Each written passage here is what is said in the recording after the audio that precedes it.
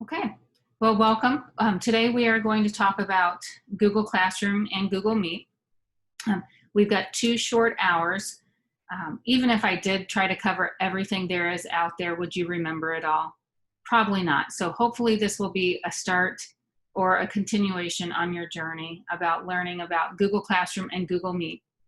I will tell you the evaluations from some of these workshops. Some of the participants say that they love it. This was great information, and they just need to go back and practice on their own. They do have the slide deck, and then you will have a recording of this workshop as well. Some participants said this was way too much. Any of these workshops I've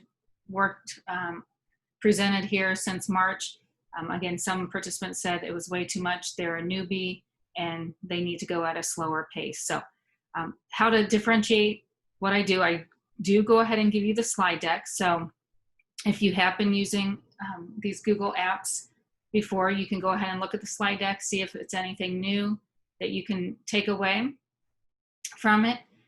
Again, if you are a newbie here, this will be recorded that you can go back and go back and take a look at it, because it's just like anything. When you learn something new, there's a process. Can you get frustrated at times? You can. Just remember to breathe out there, and remember that technology is your friend. It will hopefully help you be more efficient with some tasks out there and maybe save you time. So our agenda for today, if you look here at slide 2, again, here's the sign-in sheet. So if you didn't get the sign-in sheet from the chat, feel free, you can go click on the sign-in right here, and then it takes you to this link here. Click on this link here, and that will open up a Google form. And the Google form, just fill this out. Anytime you see the asterisk, that is required for you to fill out and answer it. What I like about the Google form is I can see real time how people are answering. So here is the Google form that you guys are all answering. Right from Google form, you can put the information into a spreadsheet just with a click of a button. I'm not going to show any names here, but so starting right here, this is what you have put down, what you hope to gain from today's workshop. So you can see there's a lot of different wants out there. Again, I hope I can at least touch on some of them, if not all of them, in some way or another. And feel free to use the chat. Excuse me here. Feel free to use the chat for questions and to answer people too. So I try to utilize the chat as well. During the workshop, I can't always answer the questions. So that's why we've got people, other educators out there that'll step up. If they know the answer, they'll answer it. Again, if someone sees a lot of people asking the same question in the chat, feel free, someone can interrupt me if I don't see the questions and ask the questions as we are moving throughout the workshop today. So people are still filling out the sign-in sheet, as you can see. Knowledge for using Google for instruction. They want any and everything. Perfect. Just help with Google Classroom and Meet, everything I can learn. So again, we will hopefully, you will at least have a couple takeaways from today's workshop. So keep filling out that sign-in sheet. So then overview for the day, like I said earlier, we will go over Google Meet and Google Classroom. I do have some challenges built into the workshop today. Again, if you want to go ahead and look at the challenges, they're in the slide deck. At the top of the slide, it does say challenge. I did put in another slide deck here. It's a collaborative slide deck that you can click on and you can introduce yourself. So again, I know people are at all different levels. If you know how to complete this slide deck, feel free to go ahead and do this throughout the training this afternoon. If you don't, I hope I'll have some time built in to the workshop today that I can talk about this, that you can. Okay, I don't mean to interrupt, but how do you get to your slide deck? Because I brought you up on I got you on 2 devices. I brought you up on my computer, and I cannot click on to get your slide deck, nor can I access like where the sign in is because of that. How do I get your slide deck? Yeah, great question, Mary. So my suggestion is for you to just go to the slide deck, type in that bit.ly link. So what you're going to do then on your other device, let me just show you here. You will, so I'm in a different Google account. You will type in, go ahead and type in the bit.ly link there, and it is case sensitive. So I don't know if you see on my screen, I'm in a new tab. I'm in the Google Chrome web browser, and then I'm going to type in bit.ly, and then Google Classroom Meets, and then today's date. So then you don't have to worry about typing in that whole long sign-in sheet link, and you can just click here on slide 2 or slide 3 for the sign-in and fill that out. Does that make sense, Mary?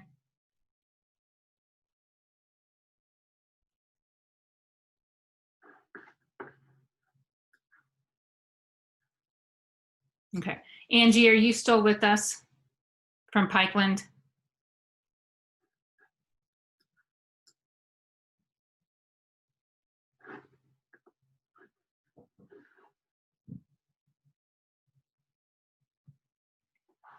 Can you guys hear me still?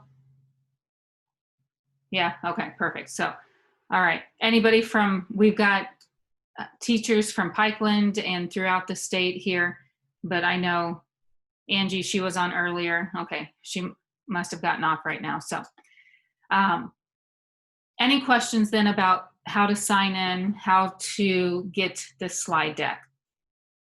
Another thing here, if you see in the middle of your screen, exit full screen, if you are just viewing this on your screen, so if when I share my screen, if that is taking up your whole monitor or your whole screen, you can exit full screen. So you can move it to half of your screen, and then you can even open up your Google Classroom, your Google Meet, in a new window on the left of your screen. So if you want to, you could click on the new tab when you open up a new tab, or if you already had a tab open. So I could move this to a new window, and then I could put this, I could split my screen. Since I'm working off of 2 monitors here, it puts my other screen on my other monitor here.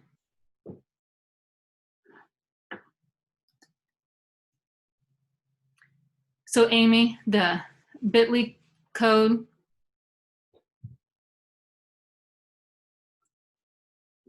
Yeah, so when I share this slide deck, you don't have editing rights to it. The reason for that, so that someone doesn't accidentally change it. So what you can do, so you can access this later on, you can save this to your Google Drive. Where do you save it to your Google Drive? Right here, this triangle with the plus sign. If you click on that, that will add the shortcut to your drive. You can also then put that within a folder within your drive. If you don't already have a folder created, you could go ahead and create a new folder right here from this slide deck and get it all organized on the front end. If you don't use your Google Drive, you could always bookmark it. It's the star right here. And when you bookmark it, you can put it on the bookmark bar, put it in a folder within your bookmark bar, and then you can have it for you to access later. So if I come back up here and say, oh shoot, what happened to that slide deck? I bookmarked it, so I can just go and access it there.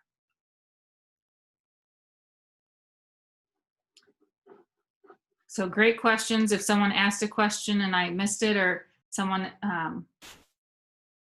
didn't answer it, please let me know.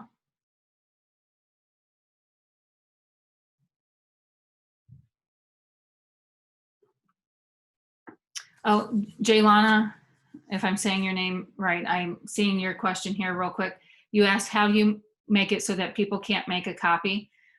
During my presentations, I disable that so that, so if you want to do that in the future, you can. that is because sometimes during the presentation, I'll move slides around, and I want everyone working off of what I'm seeing, what I'm working from, so then that doesn't cause more confusion out there among you guys or educators or whatever it is. So when I share this, what I do, I go up here to share. And so with this one, I changed anyone on the internet with this link can view. So if I hit change and hit this drop down arrow, that's where I do it. Most of the time, the default is your school domain. So in this case, Learning Technology Center is my default. And if I want anybody outside of the LTC to access it, I put anyone with the link. And then I changed it to viewer because, again, I don't want you to accidentally change my slides or delete them. So I made you viewer that you can view it.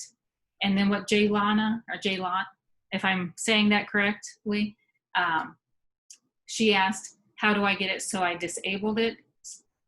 Come up here to the gear. So where I went, so I'm at right here at the get the link. If I come up here and share with people in groups, I could share with you guys all right here. Or if I come over here to the gear, this is where you can disable the option to make a copy. And again, my reasoning for that is if I change things around during my presentation, and I have been known to do that. So I learned, you know, when I say, oh, look at slide 25, and my workshop participants, like, I don't have the same slide 25 as you because I might have changed that around during the presentation. So that's how you do that up here in the gear to disable that. At any time, I can turn that back on though, but that's how you do that. So great questions. A couple other housekeeping items here. Again, here's the presentation, the slide deck, the bit.ly link. I put it in chat. Hopefully everyone was able to access that. If not, put it in chat again, and maybe someone can put the link in there. I showed you how you can put it in your Google Drive or your bookmarks, but again, if I went too fast, don't panic. This is being recorded, so you can go back and take a look again, or you can stay on after and we can walk you through it. Again, everyone learns differently, so don't panic. Write down your questions and we will help you. Here at the end, I've got an evaluation here. I have it at the end of the slide deck as well. I think it's 4 questions for you to fill out. And then you will also get an ISB evaluation from the ROE1. Or if you're from Pikeland, I think Angie's sending it out from Pikeland. So you will get your 2 hours of professional development credit for taking this workshop. I will put the workshop recording, I will upload it later to my YouTube channel so you can access. Here on slide 4, I've just got, again, some links here about other workshops, my YouTube channel. So you will see as you work with technology, sometimes you will see the links in several different places. Sometimes you'll see directions in several different places. Again, that helps not only your students, but it helps you too. So if you forget where you saw the directions, if you are clicking different places, you can see the directions right where you're at. Real quick, let you know that my name is Lisa Schwartz, and this is my 22nd year in education. The first 19 years I did spend in the classroom teaching 6th through 9th graders at Quincy Public Schools. Majority of the time I did teach computers and computer science using the Microsoft platform, but the last few years I used Microsoft and Google. So my students got to see me as a learner and a teacher, learning, trying to push out some of the Google apps and Google Classroom. And let me tell you, I did make mistakes. I made plenty of them. I learned from them. Do I still make mistakes? I still do, but that's how we learn. So hopefully you will, as you go on your journey of using technology, you will get more comfortable. But you know, even today, sometimes I am uncomfortable with using some technology because I'm learning it as well. They're pushing out changes all the time. So it's a constant journey that I am on and that many of you are on as well. Here, this is going on my 3rd year working at the Learning Technology Center. This is grant funded through ISB, and the LTC has been around for 20+ years. What I mainly do is work with ROEs here in Central Illinois and the school districts and educators with technology. So this morning I was over at Pikeland working with their lifeguard trainers that they have set up to help other teachers on their journey with technology. So if you want me to come to your school sometime, please reach out and I can talk about that. But I am housed out of the ROE1 in Quincy. So in the meantime, some of you, if you want to do the introductions, you can put this on this collaborative Google slide deck that I have. You have editing rights to that, so you can go and change, add your picture, add your information. Here's the directions here, but I also then put the directions on slide 1. If you are using Google Slides in your classroom, another thing you could do, you could even put the directions in the speaker notes, so then they can see it there. So Nancy, thank you for joining us here. She went ahead and completed slide 2. So complete what you know. Go to a slide that no one else is on if you want to try this out. Again, if you're not for sure, I hope to talk about this here when we talk more about Google Classroom.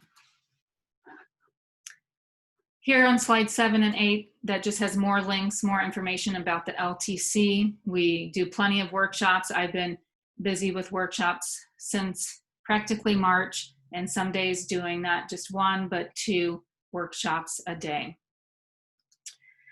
Anytime you are working within the G Suite apps for education, you want to make sure that you are logged into Chrome. How do you know that you're logged into Chrome? Up here, it will have your Google account picture or icon here. If it doesn't, it may ask you to sign in. If you sign in, then you have access to your Google Drive. You have access to all of your materials you've created with the G Suite apps for education. So one sign in gets you access to all of the apps, all of your material you have out there. Here, slide 10 and 11 just talks about Google's mission, and 11 talks about how you can incorporate the 4 C's, and not only just the 4 C's, there's a 5th C that's been added. It's called curation, that you can curate materials using the G Suite apps for education as well, besides other tools out there. And within the G Suite for education, we've got the different apps, the core apps here. And then on slide 13, we have some other apps out there that people may or may not use. All right, so how are we doing in chat?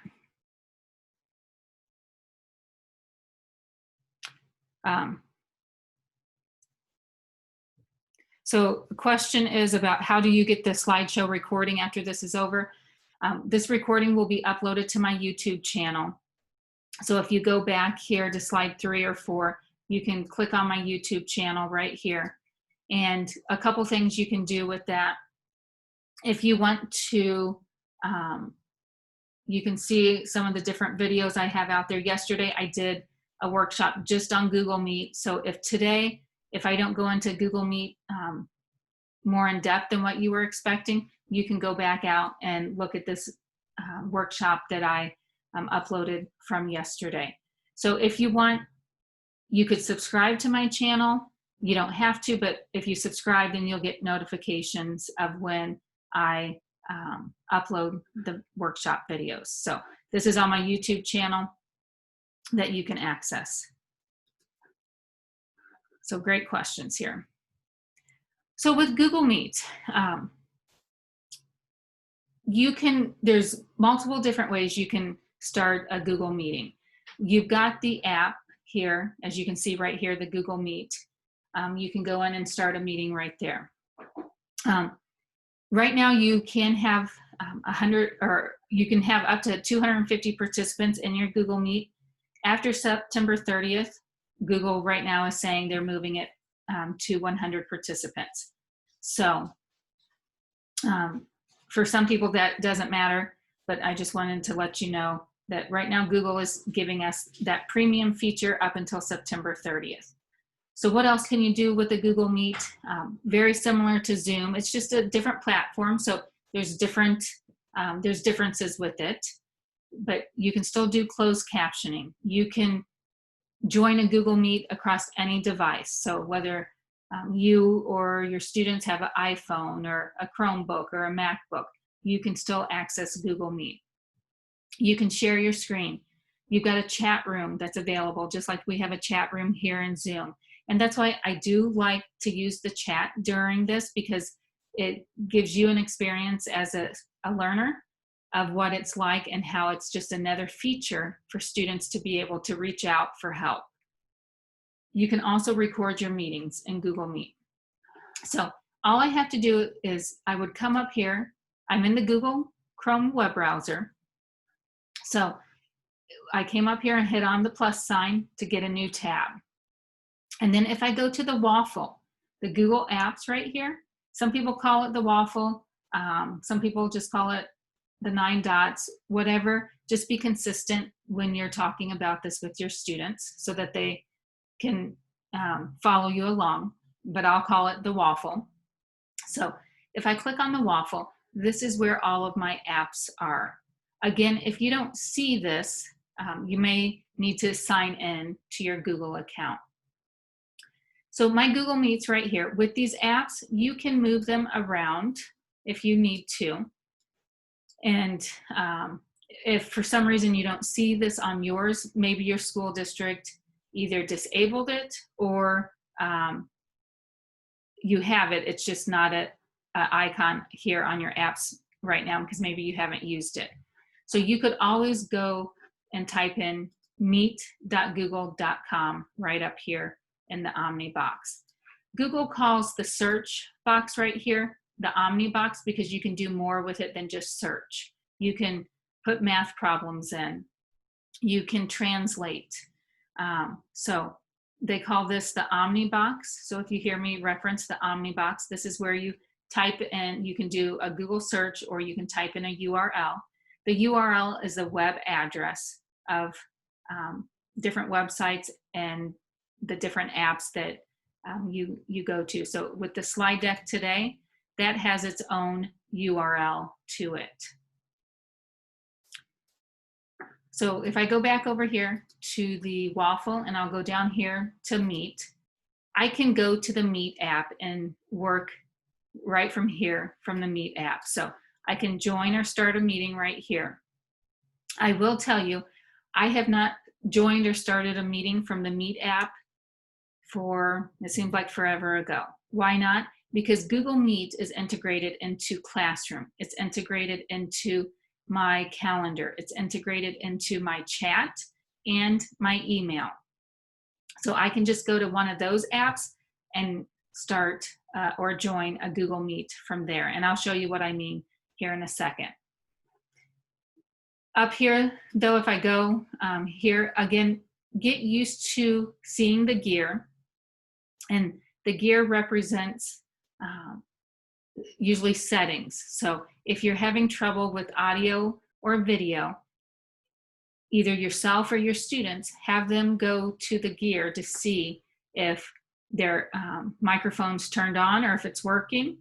They can test it. They can test their speakers. They can look at the video and take a look at that. So with mine, I've got two different cameras. I have a webcam and then I have a camera that's built in to my laptop. So if I want to switch it, I could switch that as well. So let me show you why I put Google Meet here within the classroom is because how it is integrated into the classroom. So I'll show you that here in a second. If you have used Google Meet before, I did, or even if you haven't, I did put different resources out here. I linked them so that you don't have to go search for them, that you can see updates. So since April, Google Meet has changed immensely. Why? Because there was more of a need for it with teaching remotely. We've always, you know, I can't remember when Google Meet feature was added. It used to be called Google Hangouts. and it might have been called Google Hangouts Meet, and then they just changed it to Google Meet. But in April, they rolled it out where that it's integrated into Google Classroom. Before, there wasn't much of a need because you saw your kids every day face to face. But when we went remote learning, hey, there was a need, and Google got on it and made some changes to that. So again, feel free to click on these different links to learn more about the Google Meet. Earlier I said how Google Meet is in your calendar, that you can just go to your Google Calendar and create a Google Meet right from your calendar. You can create or join a Google Meet right from your Gmail, if you use Gmail. And then majority of the time what I'm going to do is talk about how you can join it from your classroom. So if I go to my classroom, my Google Classroom, I click a new tab. Again, I can go over here to my classroom. I could have bookmarked it. I could have went up here and typed in classroom.google.com. So again, several different ways to do the same thing. And here within Google Classroom, why I like this is you've got a link right here that you don't have to go and create right before you meet with your students. Now, when we were doing remote learning with my youngest son, he said that when we first started to do it, that the Google Meet he was going to have to start meeting at 9 o'clock. And me as a parent, I'm like, okay, where's the Google Meet? I don't see it, Blake. Are you sure that you have to meet, and are you sure it's at 9? Well, what was happening was the teacher was creating it, but not putting it out there, sharing it in the announcements in Google Classroom in the stream until 10 minutes before. And why was that? So that kids wouldn't join the meet before the teacher. So Google realized that was a problem because it's made more work for the teacher, have to go create the Meet link, then push it out into the announcements here, and then the kids would have to click on it. So Google put this Meet link here so that you could access that and you didn't have to create that. Now, that is visible for the students as well. I do have a student account here, and on the student account, let me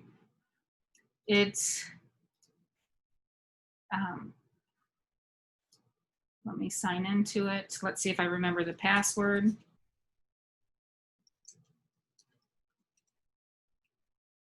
I hope so. Okay, here we go.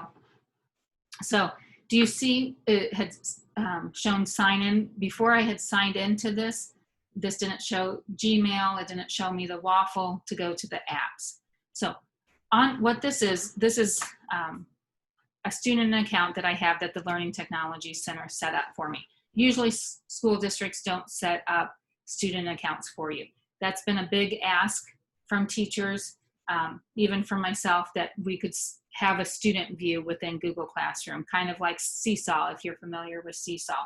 So I don't know if Google will push that out. Usually Google will push out some major updates to Classroom here in August, and sometimes even in January. But as you can see, they can push out updates at any time. So if Blake goes into his Google Classroom right here, he has the link right here as well. Now, if he and his friends decide to, they talk, let's, join the meet before the teacher and start talking, have time to chat before the teacher gets on. So if they go into the link, this is what happens. They can't. It says, hey, something went wrong up there. They can't create the meeting themselves. The meeting's not created until the teacher goes in to the meeting here in Google Classroom. So right here, this is the meeting link, and then the teacher can click on that. And then once the teacher goes in, then this may slow my internet down here. Then I can show you how then the student can go in as well. So I'm going to turn off my microphone here on Google Meet so that you don't hear the feedback. So here, the teacher's in the Google Meet link. Then if I go over to the student side of it, here's the Meet link that was visible before. When Blake went into it, he couldn't see. He couldn't join it. Let's try it now. So when he clicks on it, he should be able to get in now. And do you see the difference? Why? You're right. The teacher is in the Meet link. The teacher clicked on the link, made it live. It shows, hey, the teacher's in. Now I can join now as a student. So the Meet link here on Google Classroom is visible. Why is it visible? I've turned it on to make it visible. You have the option to do that too, because again, it shows you that students can't get into it without the teacher in there. So it's okay to have that Meet link out there. Now, if you go into the gear here, in the gear in Google Classroom, I've got the settings. Right here under the general setting, there's the Meet. So I make it visible to students. I don't have to go in and worry about turning it off for the kids getting in when I'm not in there. I can keep it on 100% of the time. The kids can't get in until me, the teacher, starts the Google Meet. Okay, that's Google Classroom. That's the settings here to turn on Meet. Again, if you're not seeing Meet for some reason, check your gear to see if you can make that link visible. But as soon as you create a class in Google Classroom, you should have that Meet link there. So then once I go into here, here's share this info with people you want in the meeting. So here's the Meet link. They don't have to type anything in. All they have to do is click on that link.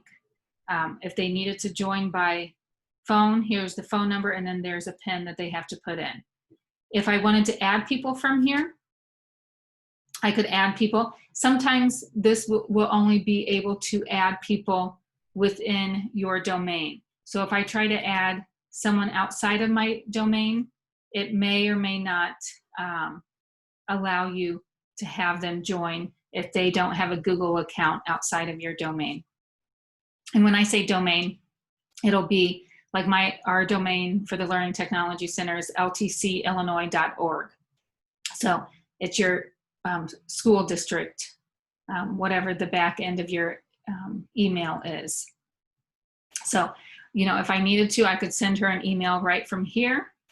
I could also, if I went back there, I could have copied that and then I could have pushed that out for other people to join. But the Google Classroom link right here for your students in Google Classroom, your students can join right from there. So I'm in the meeting. You can see right up here, I've got the red dot on.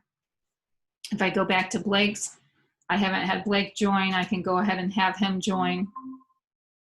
And right here it shows then who's all in there. If I want to, I've got, he can go to the people, he can see that who's in the meeting. So even though I'm showing up here, I'm in Blake's account. You can do the chat. Again, very similar to Zoom, the chat in Zoom. And then, they can type. Okay. Also, you can turn closed captions on, so it'll be at the bottom of the screen. You can also present now, where even the student can present the screen. They can do a window or even a Chrome tab. And then also here, the 3 dots. I'm from the student side of it. It's going to look a little bit different than the teacher, because right here, I can change the layout. I have all of these options, but the additional option the teacher has is to record the meeting. So if you need to, whether you're recording a meeting or recording a lesson or a message to your students, you can use Google Meet for that as well. If Blake has a question, right now I added an extension called Nod. Instead of Blake interrupting the teacher, he could raise his hand by clicking on this icon here. If he hovers over here to this icon, he's got some other extensions here. Okay. So I'll talk more about extensions here in a minute. So Blake's on. Let me switch back to the teacher side of it. Here on the teacher side of the Google Meet, I can see that Blake raised his hand right here, this message down here. And this was because the extension there. I just noticed in chat that someone asked, can I turn closed captioning on? I can. How I turn that on is I have to turn my microphone on. Right now, my microphone I've turned off so I don't have that background noise, because my microphone is picking up the Zoom meeting that we're in. So if I turn this on real quick, you'll hear the background noise. So I can turn that on, turn on my microphone, and then at the bottom of the screen, I think I turned off my closed caption. It should come up right here. So this doesn't always work the best with having both Zoom open and Google Meets, but right here, I don't know if you see it at my bottom of the screen, the closed captioning, it was there for a second underneath this white bar here. So that's where it would go. I don't think there's an option I think it's always just at the bottom of the screen. I don't know if you can move that around. I know in a Google slide deck, you can put it at the top of the screen, but I think in Google Meet right now, it's just at the bottom. Now let's say, so I go up here to the people and then I look at the chat so I can see here Blake says hello, or I can see what they are saying here. And let's say we're done with the meet, I tell the class goodbye and everyone leaves but Blake. If everyone leaves but Blake and I leave too, what will happen to Blake? Does anybody know?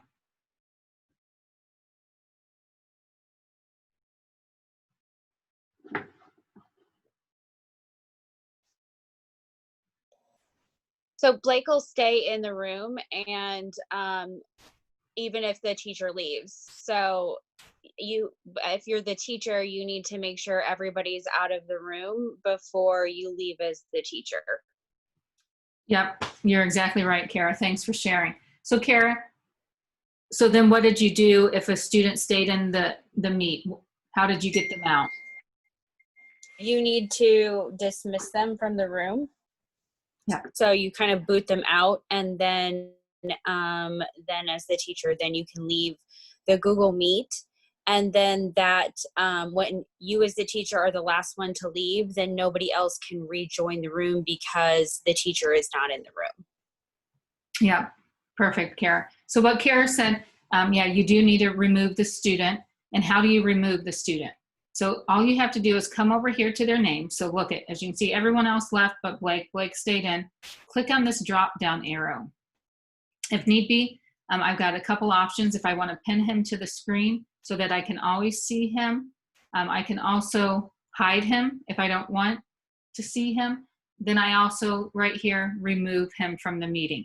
Now, even if you remove him from the meeting, he can join back in if you're still in the meeting room. So really, right now, removing him from the meeting here, like Kara said, you want to make sure they're all removed. So let's say I tell the class bye, I leave, and I forget to remove him. So I close out of my Google Meet.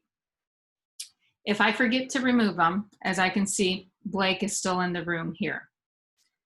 So then what do I need to do as a teacher? Of course, you won't know if he's there or not. What you would have to do if you thought, oh shoot, did I check to see if everyone left? You can easily, quickly go back into your Meet link, double check that no one's there. If you look right here that Blake is still in the meeting, what you can do once it loads up here, then I can go ahead and remove him. So right here, Blake is in this call. So what I need to do is hit join now. Oh, I forgot to mute. Sorry. And then I can come up here to the people icon and then just go here and remove him. And then it says, hey, do you want to remove Blake from the call? Yep, hit remove. And then he's removed.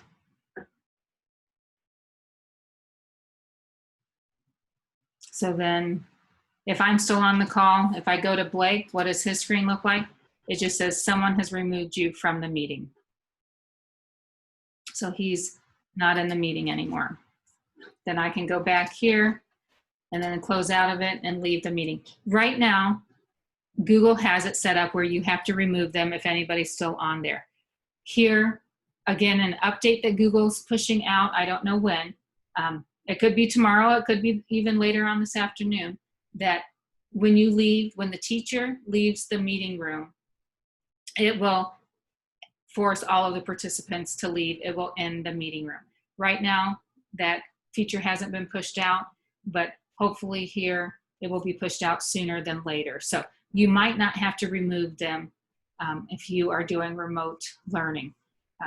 Just look for updates. As you can see, every month they do come out with updates right now with Google Meet, because that's been an app that people haven't used as much in the past because there wasn't a need for. So if you look at the slide deck here, I've got some more information on Google Meet. You saw me use the extensions. I talked about Nod. Here's some other extensions here. Feel free to take a look at those. If you want to see, more of these, I think I did talk about my training yesterday was solely on Google Meet. That was a 2-hour training. I did go more in depth on the Google Meet in that training. So feel free to go and check out that on the YouTube channel. Again, here on slide 22, this talks about other features. Oh, I misspelled it. You will see that some of these features may only be available to you until September 30th. After that, they're out there, but they're only on the G Suite Enterprise for Education accounts. A majority of us, if not all of us out there right now, we have the free G Suite Apps for Education account. So Google's wanting to take part in some of the money that school districts are paying out to some of these tech companies. So they right now are saying some of these features are only in their enterprise account, kind of like the free version and the paid version. But again, if you go to slide 16 on the resources here, the July updates about Google Meet, that will explain to you what's going to be in the G Suite Apps for Education account. And anytime you see it talk about the enterprise account, then that is for the paid version. So I showed you that Nod, that extension called Nod to raise your hand. They are pushing out a way for kids to raise their hand with a push of a button right here, raise hand. So you will have, when they do push this out, you will have access to all of the enterprise account until September 30th. So again, if you want to learn more, you can click on those different links to look at more information. Okay. So moving on here to Google Classroom. I didn't pause for questions, and I looked over at chat and there's some questions in there. So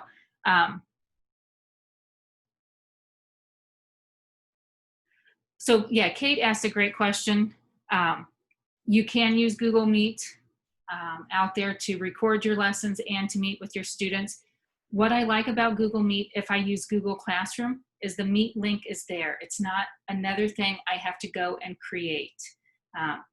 The kids know every day to get on the Meet at 9 a.m. They go to the Google Classroom, and usually, how I conduct with the workshops that I do, I try to be on at least 10 minutes beforehand. If there's any questions or issues, you'll see, just like with anything, in the beginning, there'll be more questions and troubleshooting, but then hopefully as if we have to do this more, then it will get easier. And, just think that you'll learn from all of these questions that people are needing help with. So Mindy asked, can you use the same Meet link for multiple classes? You cannot. Each class that generates a different Meet link. So if I go back here to my classroom and go to a different class, I don't have a Meet link here yet. If I just click there, it lets you know. I can just click on Generate Meet Link, make it visible to students, yep, and hit Save. So voila. If you look here, this is different than the one I had on my other class. So again, it's for the privacy and protection of the students that you have in that classroom. So, but, you know, if you join this, you can, you know, someone asked, can you copy this Meet link if you can invite other students to join that aren't in that classroom? I say give it a try. I haven't tried that. And if some of you want to try it right now, but once you join, then you have the option to copy the code as well, and maybe push it out that way. I don't know if you can just go right here, and if I can copy it right. Does it let me copy it right here? I was seeing if I could just copy it right from here and then go to my calendar and create an invite using that link. So I would maybe paste it down here, and then I would say, yeah, try it with someone not in your class to see if they could join this. So great question. I don't have that answer, but here also in calendar, right here, I can add the video conferencing right here. And when I do that, it creates a Meet link of its own. So it's different from the one I put here. This is the Meet link for this invite that I send out to someone. So this is how, if I use Google Meet, this is how I invite people through my calendar or through email rather than going to the app. Again, you will find what works best for you. There's multiple ways to do this. You will learn as you continue your journey on with the G Suite apps for education. So great questions here then. So with Google Classroom, and if there's more questions there and I haven't answered, I'll try to look at some more of the questions, or if you feel comfortable, you can unmute. But with the Google Classroom overview, I am probably going to just be able to talk about Stream today and the Classwork tab. So before we get to those, let's go into slide 26, setting up your class. So if this is your first day setting up your Google Class, what do you need to do? So again, come up here to the new tab, to the plus, and then I can go into Classroom from here. If for some reason I don't see the app right here, I can type in classroom.google.com and go into my Google Classroom right from here. So I already have some of these classes created. Some of these classes I have even, I'm a co-teacher on. So as you know, whether I'm an owner of it or I'm a collaborator or a co-teacher on, it shows in my home page of my Google Classroom. Google Classroom, they call these cards. So I have 9 cards here. Each of these cards is a classroom. If I need to create one of these, all I have to do is come over here to the plus sign. This is where I create or I join a class. So if I was a teacher and I'm creating a class, I can just hit create class, put class name here. That is the only thing required to start creating a Google Classroom. You can add these if you want, but this shows it's required. Once I put in something here, I can create it. But do you see, until I put the required info down, it will not let me create it. If I'm a student or even as a teacher, if I want to join another teacher's classroom and they're allowing me to, I just need to get their code. So once I have their code, I can come up here and join class. And then I type in the class code. So I enter the class code here. So especially some of you newbies out there, you want to learn more about Google Classroom. If there is a teacher in your district that is willing for you to be a student in their class so you can see how they set up their classroom, that is, you know, a good idea that you could do. If not, if I was a student and I'm trying to join the teacher's class, I just put in the class code here. So as far as where's the class code for the teacher? Again, if I go back into my classroom, my class code is right here. It's right underneath my name, or the class name.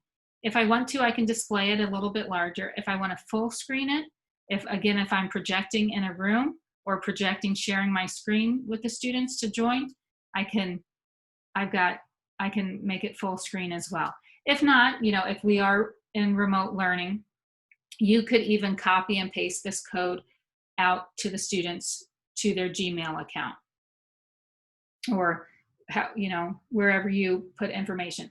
Now, if you want to later on to change this class code, or there's an I and kids are getting confused, they have to type it in and they don't know if that's an I or a 1 or an L, over here in the gear, back in the gear, I went to settings here. Right here, the class code, I can change that. I can display it from here, I can copy it, I can reset it, or I can even disable it. So if you want to disable it from other kids from your school district joining, you can. Students from outside of your district should not be able to join, again, because your Google admin has that set up that only people with your domain can join your classes. But sometimes if kids know what they're doing and they share their code with another student that's not in your class, that's why you might want to either change the code or even disable it if you want to. So there in Google Classroom, hitting the plus sign there, this is how you can create a class or join a class. And then once you're into your classroom, what happens? When you go into your classroom, your home page for your classroom is the stream. The stream is basically where you put announcements. You do have some choice over what is on your stream. So what I have on my stream is, it shows when the teacher posted a new assignment. It shows where people, teachers and students, can comment back and forth on the stream.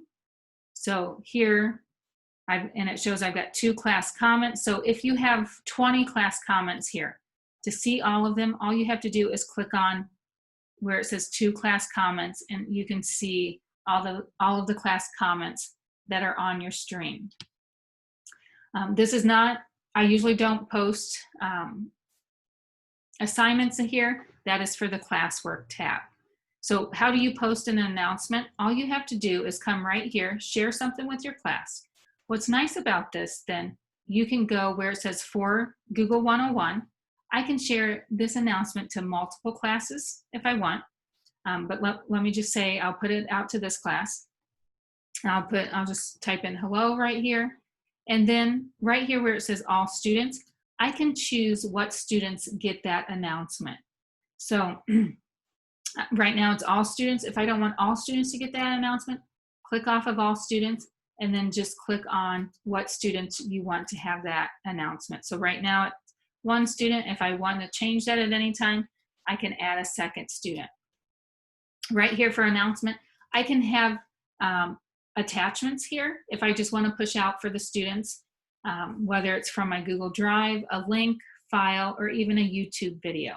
So what's nice about this, any of these with the Google Drive or YouTube, I don't have to already have the link ahead of time. I can do a search right here from Google Classroom and search a video from YouTube.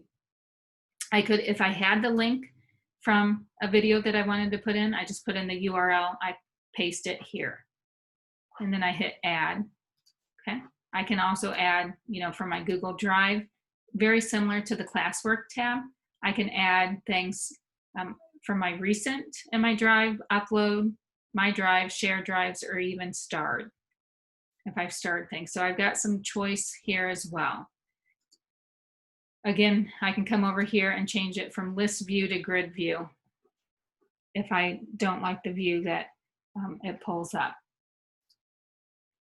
So then when I'm ready, after I added anything, then I can come over here to post right now, or if I click on this drop down arrow right here, I can schedule it out. So if I have time right now to go ahead and put information out there for tomorrow's class, and I don't want the kids to see this until 8 a.m. tomorrow, I could schedule it, put tomorrow's date, put 8 a.m. or whatever time, and schedule it, and then it'll be posted at that time, okay?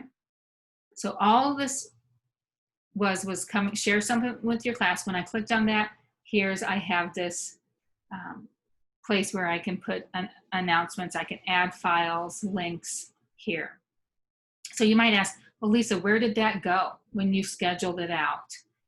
I don't know if anybody saw right here. I said 2 and now it says 3. Under saved announcements, right here it shows that I've got 3 in here. It's only showing me 2 right here. I can view all and see all 3. And right here it's showing that this announcement is going to be pushed out to this Google Classroom tomorrow at 10 a.m. The other option was to put it as a draft. And if I put it as a draft, again, it's something I'm working on. I haven't scheduled it out, but I can go back in it, click on it, and it brings it up. It's saying, hey, this is what I'm pushing out. Do I want to add anything else? Or I can go ahead and post it or schedule it right here. But to save it as a draft, when you save it as a draft or schedule it, it goes right up here on saved announcements. It's in between your header here and your first announcement there. So also here on the stream page on the left-hand side also has a snippet of what's due today for this classroom only. Here's one thing. If I view all, then it takes them to this screen and they can see what is due, everything that's due from this classroom. So this is the teacher side of it. I can show you the student side here in a second. So right here, this gives me a snapshot of all of the assignments I pushed out there to the students. It's saying one's turned in, one's been assigned. This says 16 assigned, 0 turned in. Here, you can even say once you've graded them, it shows how many's been graded. Okay, so this is your snippet. How did I get here? There's a couple different ways. When I was in my Google Classroom here, I went to View All, and that brought up my review. I don't know if some of you saw, I can come over here to the 3 lines and go to Review as well. It gets me the same screen. So here's what I need to review. If I click on this tab, this shows me what I have reviewed. There's no reviewed work here. So another thing to maneuver around Google Classroom, if I come up here and click on this back arrow and hold my mouse down, this will take me back, and you can see I can go back to different screens. So let me go back to my Google 101. Oh, I thought I was going to go back to my Google 101 class. If not, I just click that and it takes me back to stream. Now, I don't know if you've noticed that Blake has a red microphone speaker there, or I guess a speaker, and the red line through it. What I've done, I've muted him. So you have some options of who can post comments here on chat. So usually how with the kids working in stream for the first time and learning about the chat feature, I turn it on for all kids to be able to post, chat back and forth, and I can always delete it, but it gives them a chance to experience what stream is and the chatting feature. Hopefully then over time, the kids will use this as a feature to get help from each other, especially if the kids are on at 11 o'clock at night, and hopefully you're getting the much needed sleep and they need help. Well, if they post a question out here or post a comment, they could maybe get help from other classmates if they see this comment. So again, how do I change that? If I come up here to the gear, this is where I made the visible link for Google Meet. If I look right here, the stream, I'm under the general section, and here on the stream, it says students can post and comment.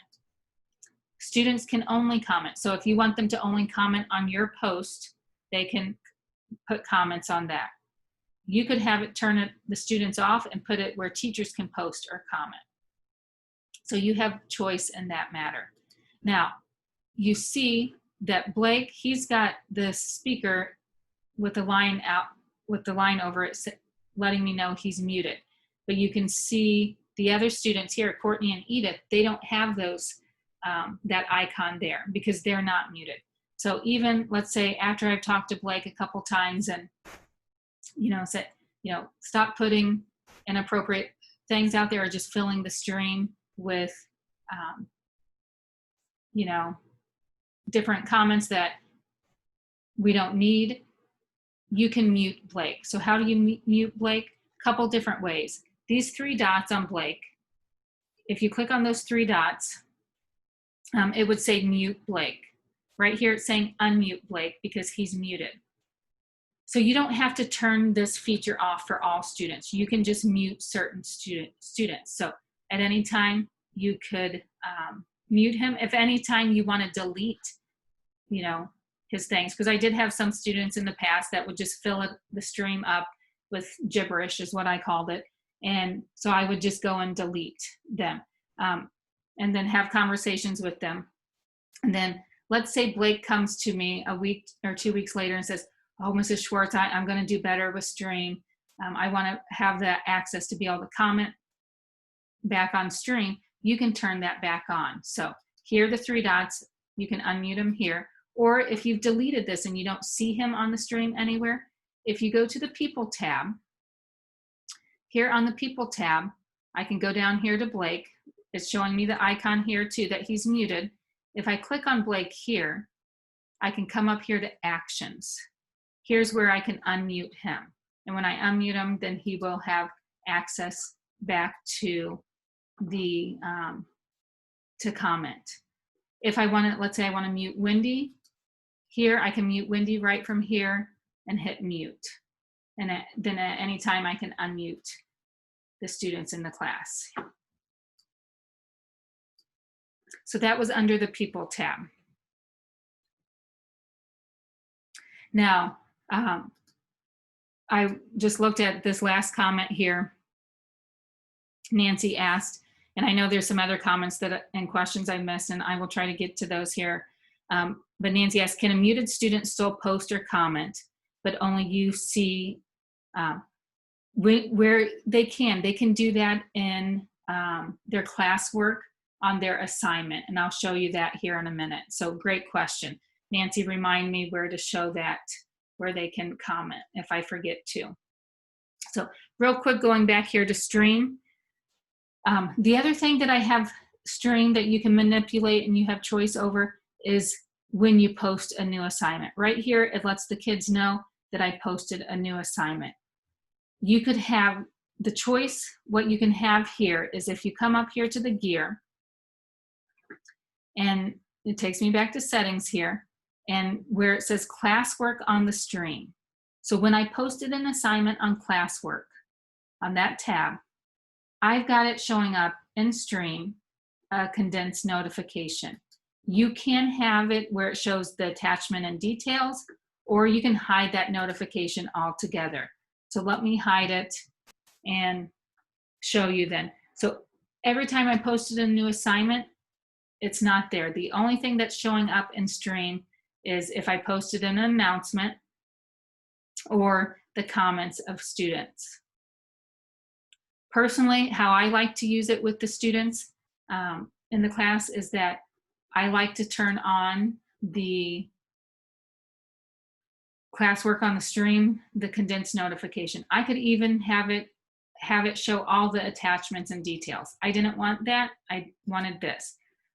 You have choice over Google Classroom. So if you're having kids use Google Classroom that have used it before, they may say, well, this looks different. This isn't how my teacher last year did this, or this isn't how my other teacher uses Google Classroom.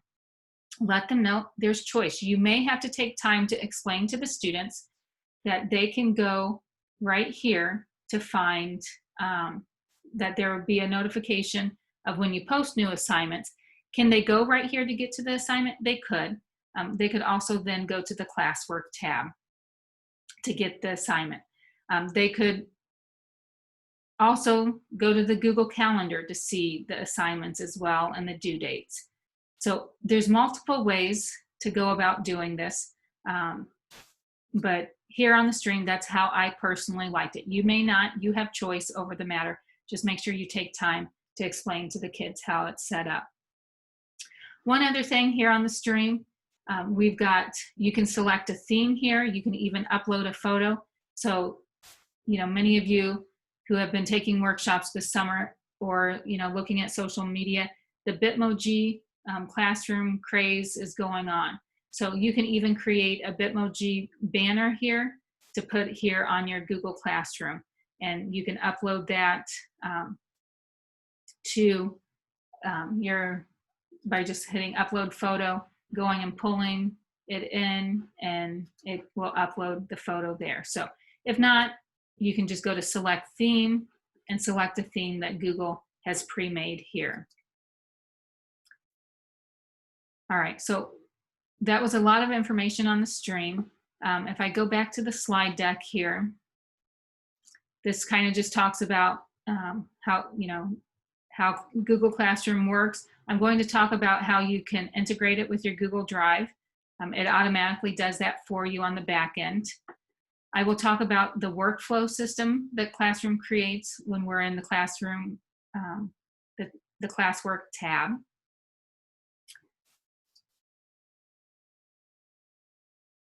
But this kind of just goes over some of the things that I just talked about. Again, since we all learn differently, I try to have it here on the slide deck for you to look at now or even later. I've got time here built in. Here on slide 34, I've got a challenge. I want you to go play around with Google Classroom if you can. If you need to move my screen totally off of your screen, just, you know, minimize my share screen, or, you know, exit full screen so you can. And what I've got here on slide 34 is where you can create an announcement and stream, welcome the students, add a file from your Google Drive. Again, if you don't use your Google Drive, maybe add a different file. Do you have to do it exactly like I have it here? You don't, but this is just my way of getting you actively engaged in learning about Google Classroom. And then I even put, if you finish early, go check out the settings, or, you know, feel free to look through this slide deck here as well. So I will give you time to do this, but for those of you who do want to try this challenge, what are your questions about this challenge before you get going with it?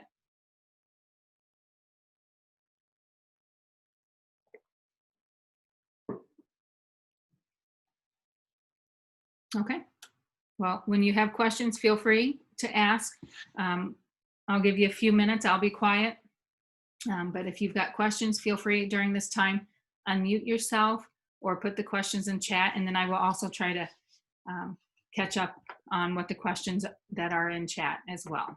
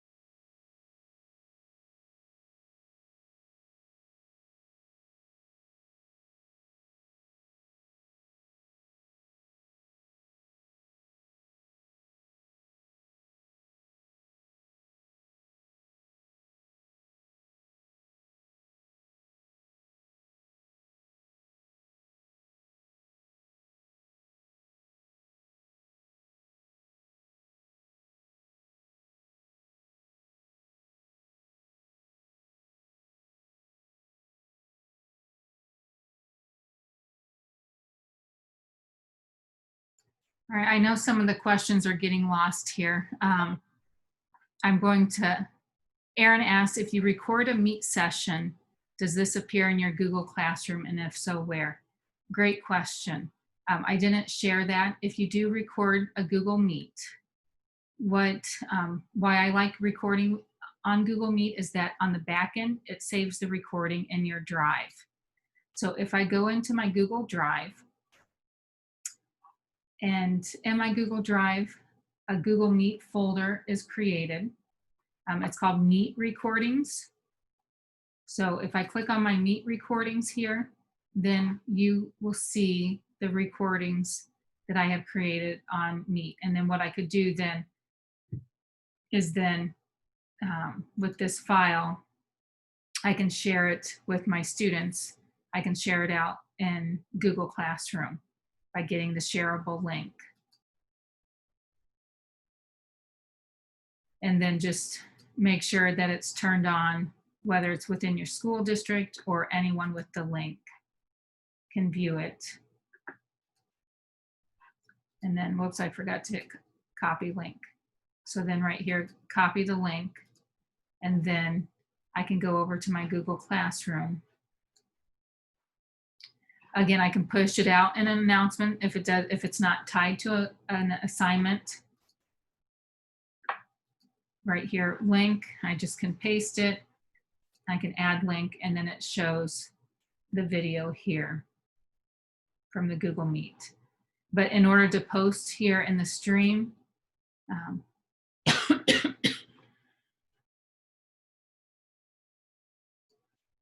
I have to put something right here. So do you see post? It won't let me post until I put a message here. So as soon as I put a message here, it lets me post. So why would I want to put a video here? Again, if it's just maybe the morning message or a message that's not tied to an assignment. It's just an announcement.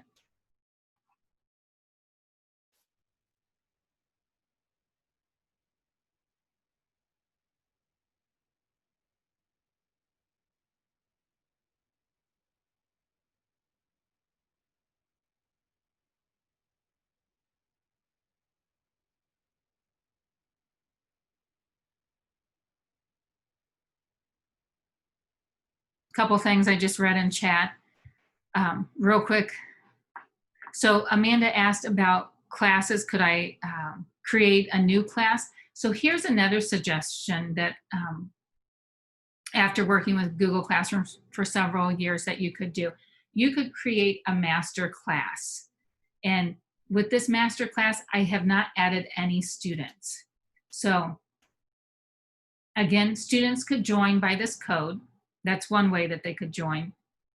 And this master class, what I could do here is put all of my assignments there and just reuse them from this class if I'm using it over other multiple classes. So another thing that you could do is from year to year, as you are starting to use Google Classroom more, is in the name of the class, maybe even put in the year here so that later on you can archive these and not delete them.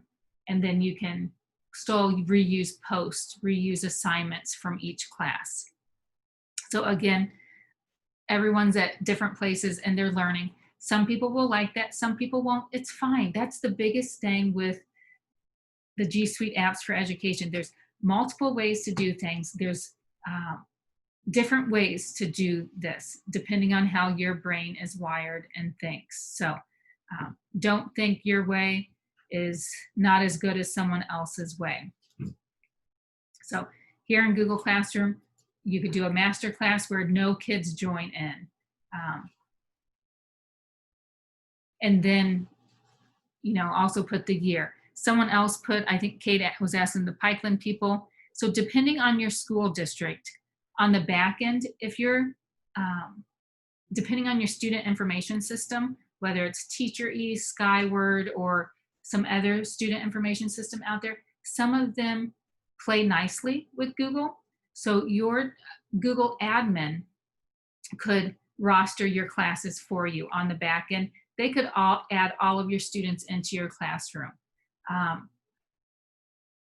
So that's an option, but don't panic if that doesn't happen. It's even with younger kids, having them type in this code, there's a learning curve, but they can help each other out. You can push this out to parents and students if we do go remote learn, or if we go into remote learning. I know some school districts already that I work with have already changed to remote learning. So it looks like it's starting to trickle that way. So that is one way. I think Kate also asked, can you add them in? You can, right here under the People tab. You could invite students in, so you can give them this class code, or you can come up here to students and you can type their name or email and invite them. Even though you've invited them, doesn't mean that they are automatically in your class. They would have to accept the invitation, and that invitation comes to them through their email. Right here, so even if you want a teacher to join your class as a student, you give them this code and they could join. But if you want a teacher to collaborate with you, be a collaborator, if you have a co-teacher, you have a special ed teacher, you can invite teachers right here. Again, put their name or email here. Usually you can only invite teachers that are within your Google domain. That teacher can do everything in this Google Classroom that you can, except to delete the class. So if you don't want them to add stuff to the stream or classwork, you might want to add them as students. Another thing, if you have paras or teacher aides working with some of your students in your class, what I learned to do is I added those teacher aides as students, so that they could bring it up on their computer screen. In case if their child that they work with during the day is absent, they could still have access to the work and help me help other students if they were still in the room. So again, you'll learn a lot of different workarounds. You'll learn how it best works for you. And as far as teachers, I know someone asked in a previous workshop how many teachers you can invite. Between this and Seesaw, I get my numbers mixed up. So if someone knows for sure, feel free to put that in chat or unmute and talk about that. But I know you can have several teachers within this, but again, I don't know if I'm thinking of Google Classroom or Seesaw. So this is under the People tab. Hey, Lisa, I have a real quick question. Yeah. This is Kate from Pikeland. So I am a special ed teacher and I have a classroom para, but then I also have one-on-ones.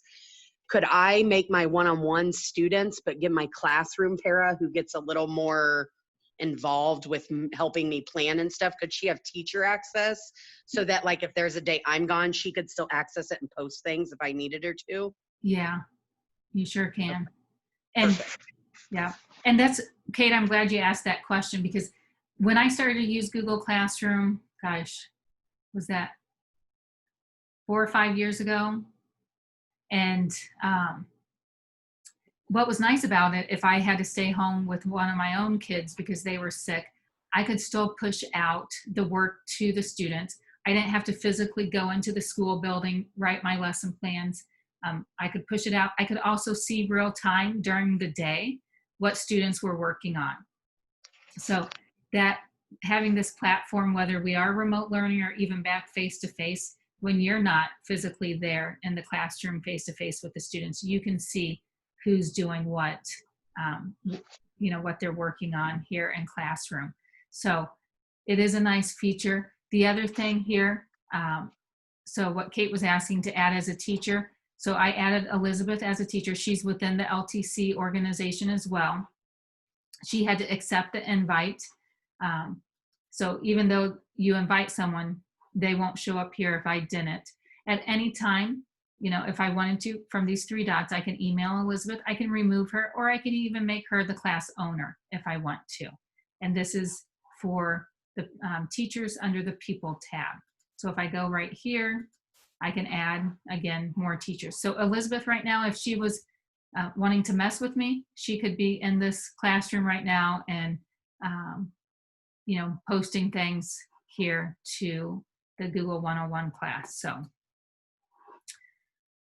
again, right here with students, don't forget that you've got actions right from this People tab, and here you can email, remove, or mute. So sometimes I forget about this right here. I've got it sorted A to Z. You can sort it Z to A, or even by first name as well. So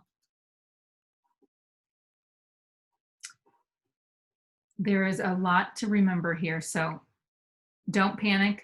It, you know, if you can try this out, you will learn more. Just let the kids know that you're learning, and some of them, if they've used it before, they can maybe even help out and you can learn from them as well. So going back here to the challenge, any questions about posting to the stream? I know maybe some people have put more questions in there in chat, and I just haven't had time to keep up with that. So if you see people putting questions there, then feel free, and you know the answer, feel free to put it there as well. Okay, so let me talk about classwork tab here. And that is on, it's to the right of the stream, just the classwork tab. And what I like about this is where you can post all of the work that you want your students to do. Again, it's nice, besides of, another reason I like Google Classroom, you know, especially when I was absent, or if I knew that I was going to be gone for a workshop or something, I could push it out and schedule it at 8 a.m. that day. But then also on the reverse side is when students are gone, you know, students would come up to you the next day, oh, Mrs. Schwartz, did you miss me? I was gone yesterday, and what did you do? And, you know, I could, you know, give them a smart aleck comment back and say, oh, we didn't do anything. We waited until you got back. But we didn't have to, they didn't have to say that anymore. So there was a shift in the work. They didn't have to wait for the teacher to assign it. They didn't have to wait until they got back. They could, if they had internet access and a device, they could look at this while they were at home sick on that day that they were not in class. So they could go and see what, you know, what was assigned. Sometimes you don't assign something every day. Maybe you push out the assignments at the beginning of the week, or if it's a big project, maybe you just have one. You could have several different things that they're working on, but again, you can set it up how you want to make classroom work for you. So think of classroom as kind of your lesson plan book in a way, but then your students can access it as well. And just, it's all housed in one place, and it's all organized in the manner that you like it organized. Can it be organized differently than your other teachers in your school? It sure can. So right here under classwork, here's the create button. Now, before I go to the create button, you may be looking to the left here and looking at all topics. You might say, hey, Lisa, I don't have those topics on mine. How do I get those? You do have choice of what topics you want. This is, teachers are all over the board on what topics, how they want to set up their classwork page. Some people put the topics by the week that they are in. So the week of August 3rd, here's all of the work under that topic. So then students know to go to that. Some of you might want to put it by subject, math, science. Some of you might want to put it by chapter. Some of you might want to put it, you know, all the questions in one spot, or the quizzes. Some of you might want to put all your videos, and the videos could be even the screen recordings of you reading a test or you reading material to them. So I know for some of you that drives you crazy, but it has choice in how you want to set this up. So if I go up here to create, the plus button here, this is where I can create my topic right here. There's another place I can create a topic too, but here's where I can create assignment, quiz assignment, question, material, and reuse post. I've got Kami assignment here. Kami is an extension that there's a free version and a paid version that allows you to edit PDFs. There's others out there. Why I like Kami is because it does play nicely with Google, because it does integrate here within Google Classroom. I think in the slide deck that I shared with you at the bottom of the slides, I did put some information in about Kami as well. So let me just go ahead and click on create an assignment. And right here, creating an assignment, do you see the word assign? I can't assign anything yet. In order to assign anything, you have to have a title. I'll just go ahead and put today's date in for the title. And then right here, instructions. You can put instructions here. What I have noticed with technology is the more places you have some pertinent information, the better. So instructions, even though I have instructions maybe on the documents that I shared, so, you know, even though you've got the instructions here on this collaborative slide deck that some of you were able to complete. Again, if you haven't, don't panic. But what I could do, I could copy that instructions there and then move it over here and put it here. So here's yet another place for instructions. Another thing, what teachers are using instructions for, as you can see, it's optional. But not only are you preparing lessons to work, you know, to teach your students, but you are actually coaching parents out there during the time of remote learning of how they can help their child.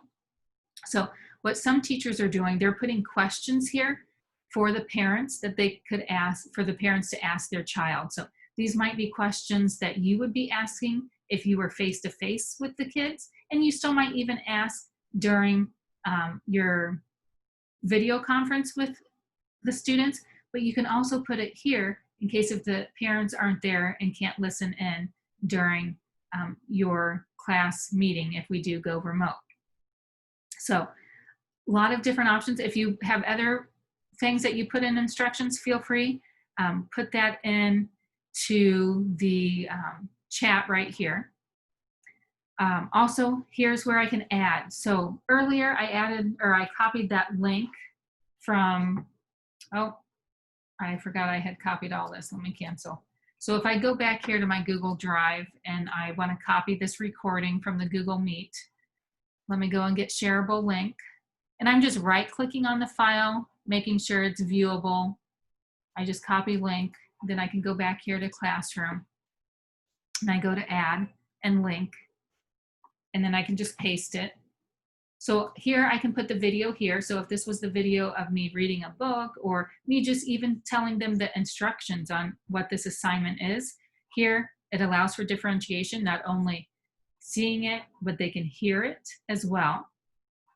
So right here I can have students just view the file. I don't need them to edit this video or make a copy for each student. It's just view the file. Then I can go and add, let's say I need to add this slide deck that I shared with you earlier. I can go and add that slide deck with the students. And if I add the slide deck for the students, and I want them all to edit that.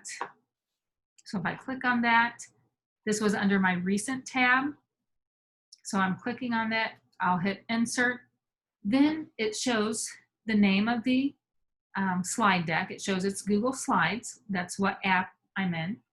Then I can have a choice, even though I changed the share settings on it earlier, I need to change the share settings here when I put it in Google Classroom.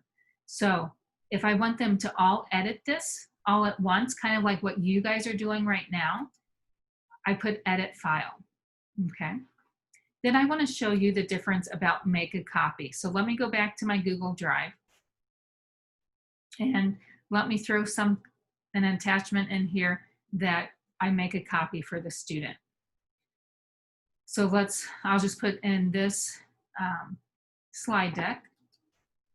And what I'm going to say, let's say with this slide deck, I want each student to have their own copy.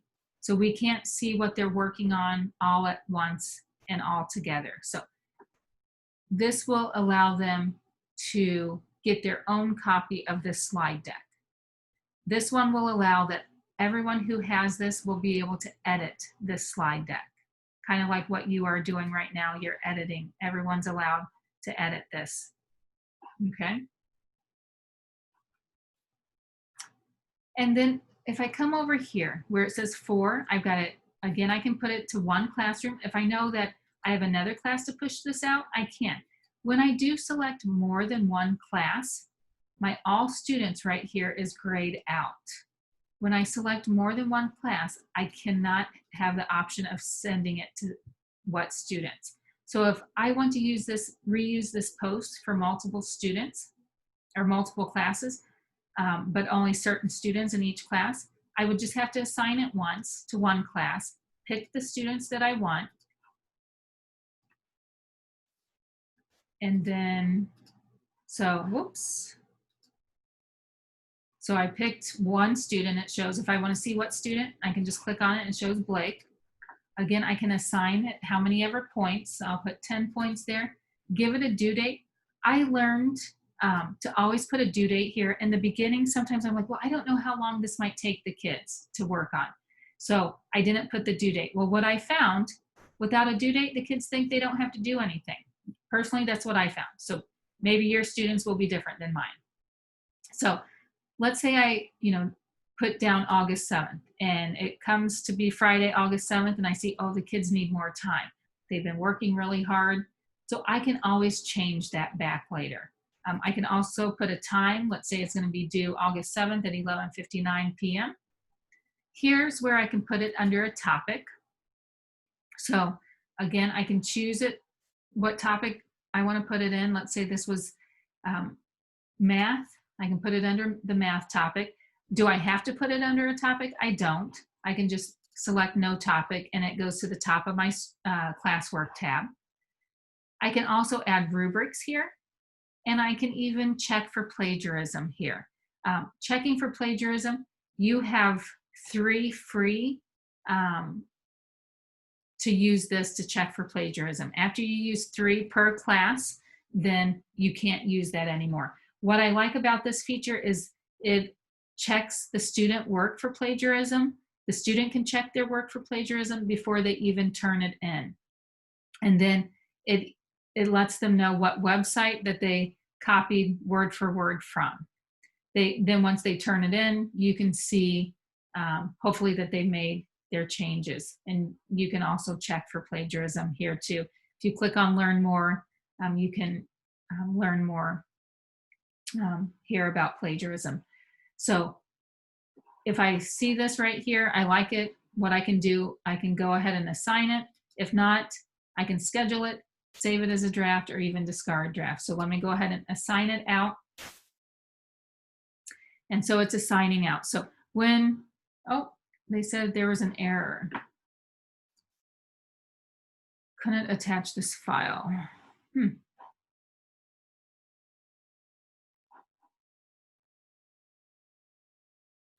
All right, let's try that again. So I hit the X to delete that. Go here to add. I'll go back to my Google Drive.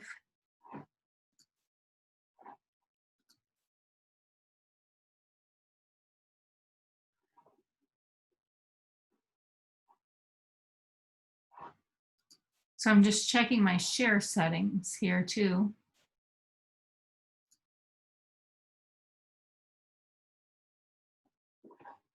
I don't know. I don't think I've had that happen before.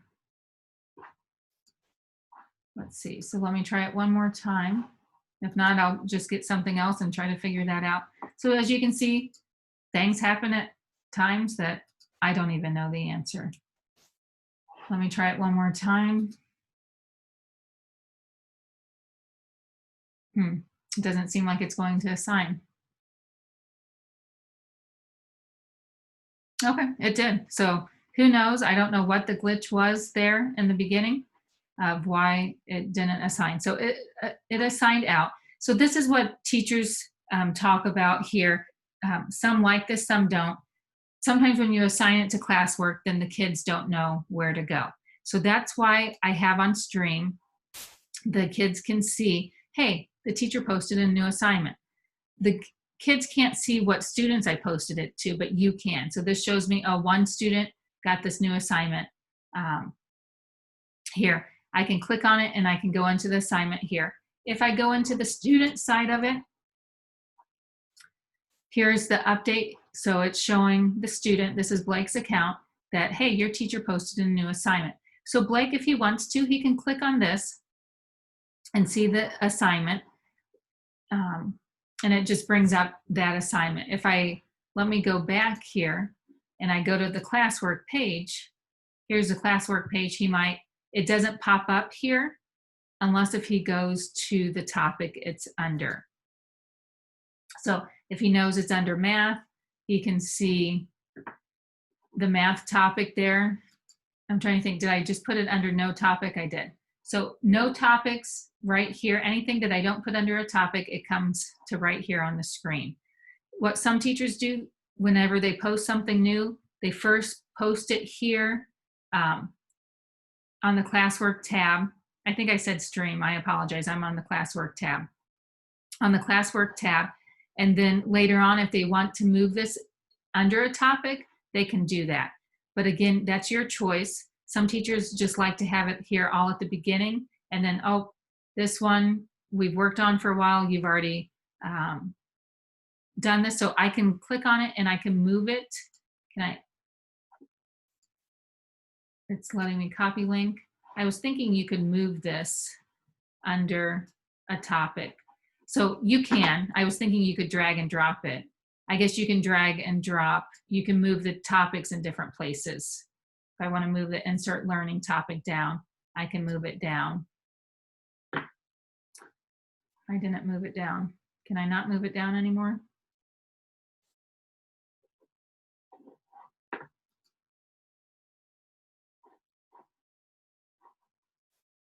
Okay, I'll worry about that later, but I was thinking you can move the topics in different places. I know within the topic, you can move, oh, did they just change this? Oh, because it's a draft. No. Huh, so interesting. I thought you could move, help me guys, anybody out there? Couldn't we I could have swore we just did this yesterday, that we could move the topics and move the different assignments around here under each topic. Okay, so moving on. As you can see, if that is correct, Google can make changes at any time. I'll have to go back and look to see. So if I did want to move this out of no topic and into a topic, what I would do is click on these three dots. Oh, guys, I'm in the student account. That's why. Let me switch back to the teacher account. Okay, so I'm really not losing it. So yeah, usually the teacher has access to drag and drop under topics. As you saw, I didn't realize I was in the student account. I forgot. So I can move at any time these assignments here under a different topic. I can also move the topics around. I can move them up or down. This one I can't move up because it's already at the top, but I can move it down. I can move the assignments around in each of the topics, move up or down. So again, I was in the student account. Students can't do it, but the teachers can. That's one way you could do it. Another way you could do is go back in and edit the assignment. So right here, that's a choice that you can put all of the assignments when you first assign them under no topic, and then later on put it under a topic. It's your choice. But let me switch back here then to Blake's. So he's in the classwork tab. He can go to the assignment right here, and he could go to the assignment under stream. So either way, to view assignment, it takes you to the same place. Now, let me explain how this looks. So right here shows the instructions. Here, this shows the video. He can click on it here. He can go to the collaborative Google Slides here. If he clicks on this, this is editable. So he can go in and edit all of this. But what's nice, when you push this out to the students, it goes to their Google Classroom. You can see real time what they're working on. you can see that he's working on this. If you go back to this Google Slides here on your screen, you will see, so right now we've got 13 total viewers on this. You guys are all showing up as anonymous because I shared this out through the bit.ly link. Blake is showing up with his picture because I shared this out to him through his Google Classroom, his Google account. So that is why it's coming up with his picture. And that's why when you share it out with students, you'll be able to see who does what. So he's got editing rights to this. He can go in and edit. And let's say, let me drop down to Anne's here. He wanted to be funny and add an icon or a picture to Anne's. He could, that's fine. But since it's tied to his Google account, you will be able to see what he does. You can go to version history. You can click right here. Last edit was seconds ago. You can click on that and you can see version history of what they've done. You're coming up as all anonymous users, but if Blake did something here, we would show, Google just randomly assigns him a color and you can see Blake Schwartz did this and at what time and date. So that's showing up as editing. So if you want the kids to all edit the same document or the same file, in this case slides, you would push it out so that they have editable rights. Now, so this was editing, this was viewable. If you come up here to your work for Blake, I had pushed this out for Blake to make a copy. And so when I did so, what happens, Blake will get this, he will get his very own copy. And the naming convention that Google sets up is they put the student's name first and then the title that you named it, okay? Again, Blake didn't have to type all of that. This is his very own copy. So everything he changes on here changes only to his. No one else can go on here and change that. So let's say Blake was going to change this and put down whatever he needed to do here. So then what Blake could do, I think it was Nancy or someone else said, can Blake still comment? So he can't do class comments. That is turned off for him because he's muted. He's not listening, following directions, even multiple times, talking with him. So I, muted him. Not turned it off for everyone else, just him. But he can still put a private comment. He could say, hey, I don't understand, and then blah, blah, blah, whatever. And then click on this arrow that posts it. It does not post to the class comments. It shows it's a private comment. So where do private comments go? They go only to the teacher. Okay, so if I go back into this classwork here, this assignment, I can see 0's turned in, 1 is assigned. If I go to view assignment, this is the teacher account. This is what I like about Google Classroom. Okay, I can see real time what they are working on. He hasn't turned this in, he's still working on it. It shows assigned. So if I assign this to multiple people, it would list everyone here. It would show if they turned it in, if they've assigned it, or if it's missing, if it's after the due date. So I can click on this. So in Google Classroom, when you push it out, it also shares it with you so you can see what they are working on. And so right here, he hasn't turned it in, but here real time, I can see, oh, he's, done, I just made changes to the first slide. And right here, if he's has made changes to other slides or, completed other slides, I could see that all right here. I could even troubleshoot and see, oh, Blake, you're doing this wrong. I could send him a private comment back. So even if you are face-to-face or remote learning, you can do that. So right here, private comments, here's Blake's comment, I don't understand. You can send him a private comment back. Now, if you are finding that you are typing the same thing over and over again to multiple students, if you come right here, there's a comment bank, okay? If you click on that comment bank, you can add the comments that you keep typing over and over again, and you can copy and paste them. So if I see, you know, this one, please finish your work and turn back in and copy it, I can go back here to the grading icon and paste that comment in and post it. So then Blake will get that comment. Okay. Right here, I can give him a grade. Again, right here, I can also change the total points. So I hope your breathing's still out there. This is, especially for the newbies, a lot to take in. So you will have this recording to go back to if you need to. But hopefully you realize, hey, you're starting on your journey and you realize that there's a lot to learn. So here I've got the comment bank and here I've got the grading thing. Right here under files, I can see history. So if I see that Blake's been assigned this, what time I assigned it, I can see if he's turned it in, if he's unsubmitted it, resubmitted it, that would show up here on his history here.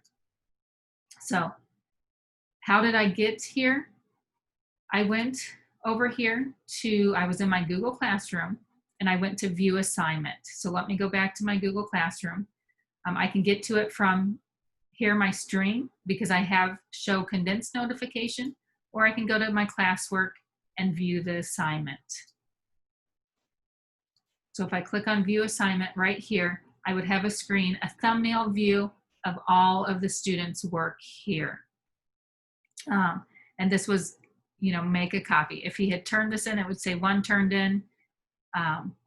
So let me go back here to Blake and let's say he's done, he turned it in.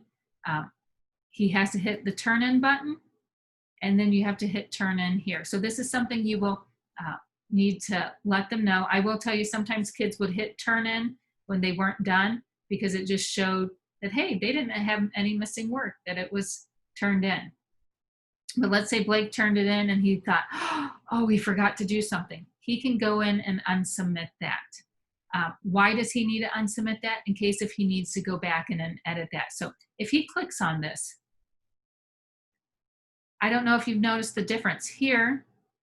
I don't know if it'll show up. Before he turned it in, he could go in and edit everything.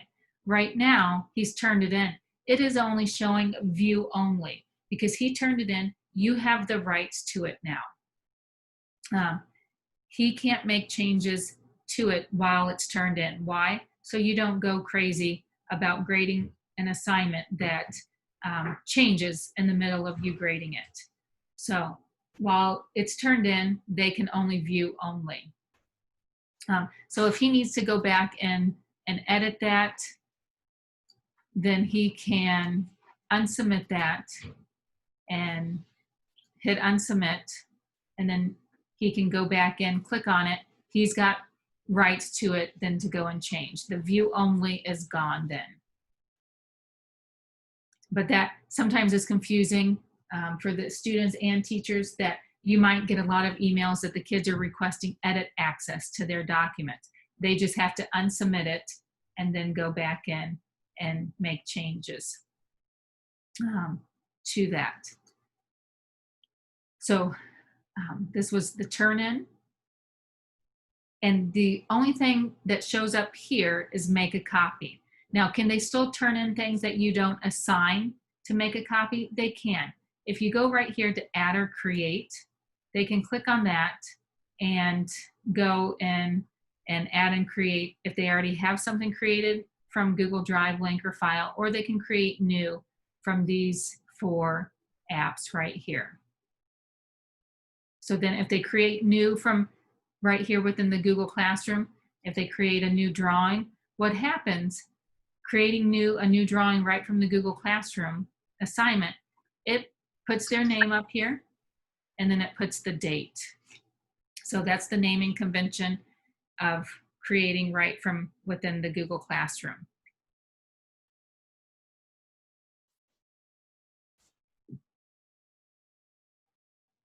Okay, I just noticed the time. This has gone way too fast. So with Google Classroom then, as you can see, I'm running out of time here and I want to respect everyone's time. Under the classwork tab, where you can create and add assignments. You can add, as you can see, questions, quiz assignment. My suggestion to you is play around with this. I've got some more information here on the slide deck. I also have some challenges here that you can go and create an assignment here on the classwork tab. You can even create a question. And then you can, look through some of this other stuff. Some of this you will learn as you go. We could, in some school districts, and in some places, I think next Wednesday I have an advanced Google Classroom workshop that you could sign up for. We'll kind of get into some other strategies of how you can assign your work as well, but there's a lot to know. I could spend hours, 2 to 4 more hours talking about Google Classroom, but where the learning's going to take place is you trying this, try some of the challenges, assign work to your students, and you'll learn as you're interacting with them. Will you make mistakes? You may, maybe not. I know I've made plenty of mistakes. I still make mistakes, and that's how we learn. So I kind of did show you the grades a little bit when I went into Blake's, or went into that assignment as well. But I know some people were asking in chat, and again, lots of questions in chat, and I haven't had time to read them, but I did put some information out here about student information systems and how they will integrate within Google Classroom. I looked for some new updates out there. Maybe you can find something else, but I still found from June 2019. Anytime you see something is in the beta program means that they're still testing things out, working things out, because there's some kinks in it. But right now they're initially working with these companies here. And anytime you see SIS integrations, that means student information systems. So here's some links here. There's even a classroom extension about transfer grades. And if you're not for sure about extensions and apps and things, I think I have a link in here that talks about extensions and apps. Yeah, I think it was maybe at the beginning. Yeah, here on slide 11, apps versus extensions, if you want to learn about that. But we've got 5 minutes left here, or I guess 4 minutes, but before some of you go, what I do need you to do, I'll leave you with this quote is, I did then what I knew how to do. Now that I know better, I do better. Hopefully you are getting comfortable that you're constantly changing, improving, reflecting on your teaching. So I appreciate your time today. I will stay on for anyone who wants to do any of the challenges, and I can maybe try to answer some of the questions that you have. But here on slide 68, if you will take time to do this evaluation, give us feedback, please. Because we do look at this, and this is where from the feedback we started recording the workshops. This was a lot to put into 2 hours, but that was the ask, to have a 2-hour Google Classroom and Meet workshop. So because some people just wanted a short and condensed version of it. If you go out to my YouTube channel, got some other workshops that might help you answer some of your questions as well, or use it as a reference, or even just go and Google some of your questions. So yeah, I go ahead and start unmuting and asking questions. Okay. How do I get to the evaluation sheet? I'm sorry, how do you get to what? To the evaluation sheet? Oh yeah, it's here. I can put the link in chat too. But it's on slide 68. Well, I put it a couple different places. Yeah. But I'll put it in, it's in chat as well. Right here. Oh, so I was able to access your slide. That's something I didn't know. My child 60.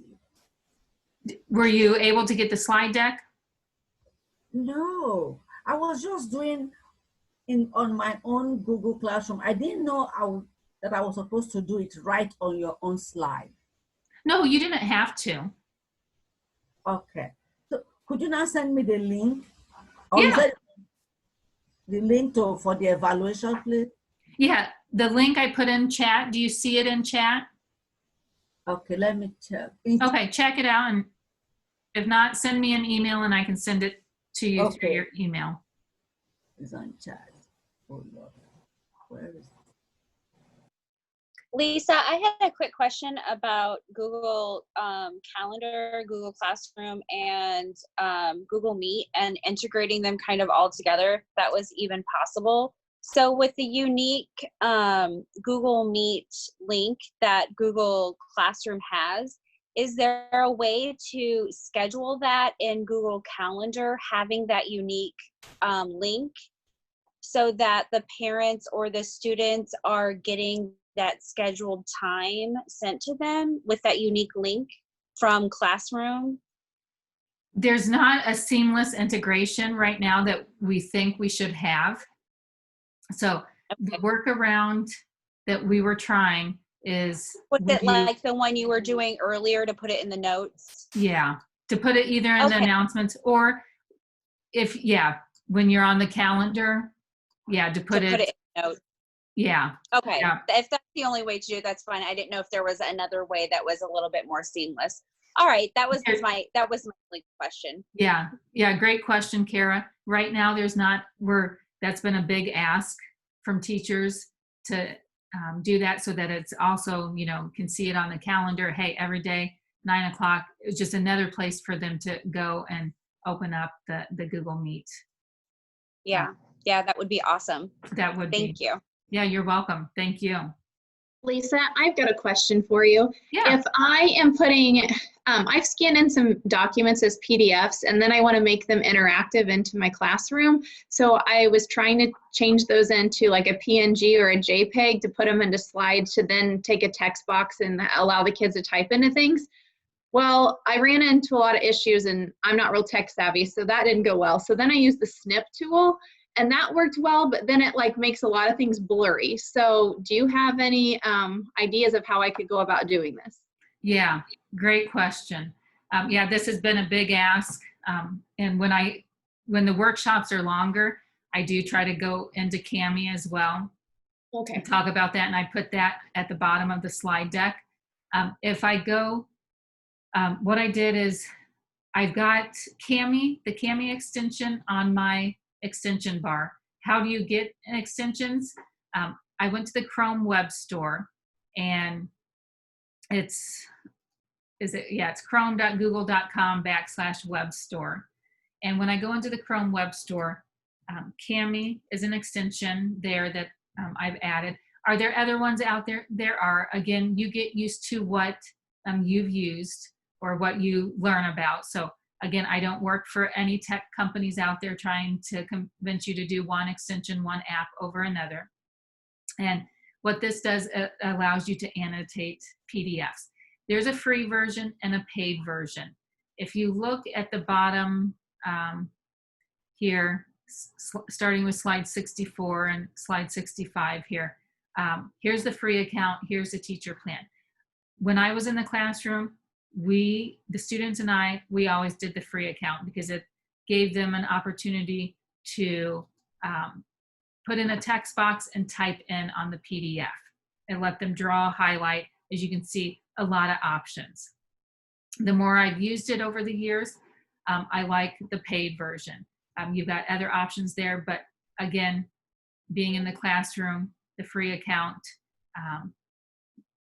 was enough for us to use with students. So then once I downloaded this, I add it to my Chrome extension bar, then I can use it. Now, usually with your school account, you cannot add extensions. So you might have to try this with your personal account. If this is something your school district, what the school district's policy is on extensions, sometimes you can just talk to your tech, your Google admin, and see if they could add this Cami extension.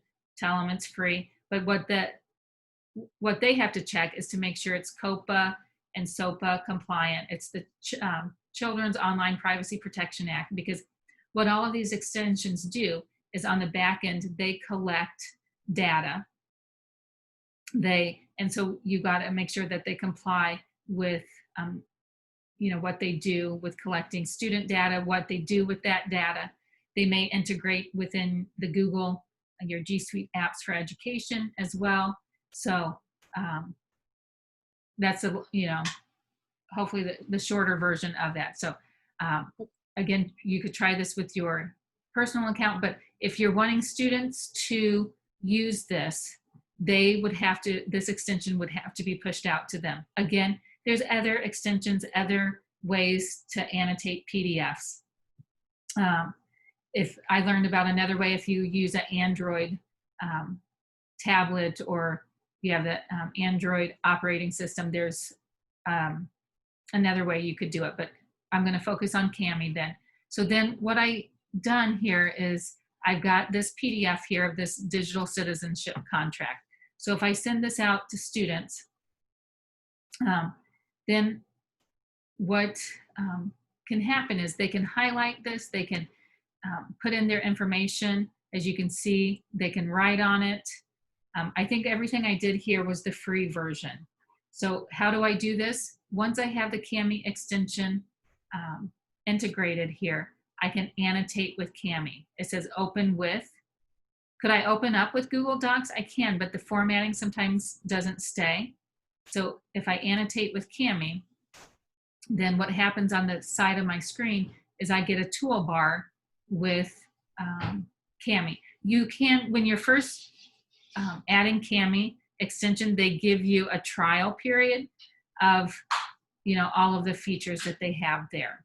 So here's all of the features. I think, yeah, this is the paid version, but they give you a trial to try it out and make you want, I guess, all of it. So right here, then this is a PDF, and then I can come over here and put a text box. I can put a text box wherever I need it and type in whatever information I need to put there, okay?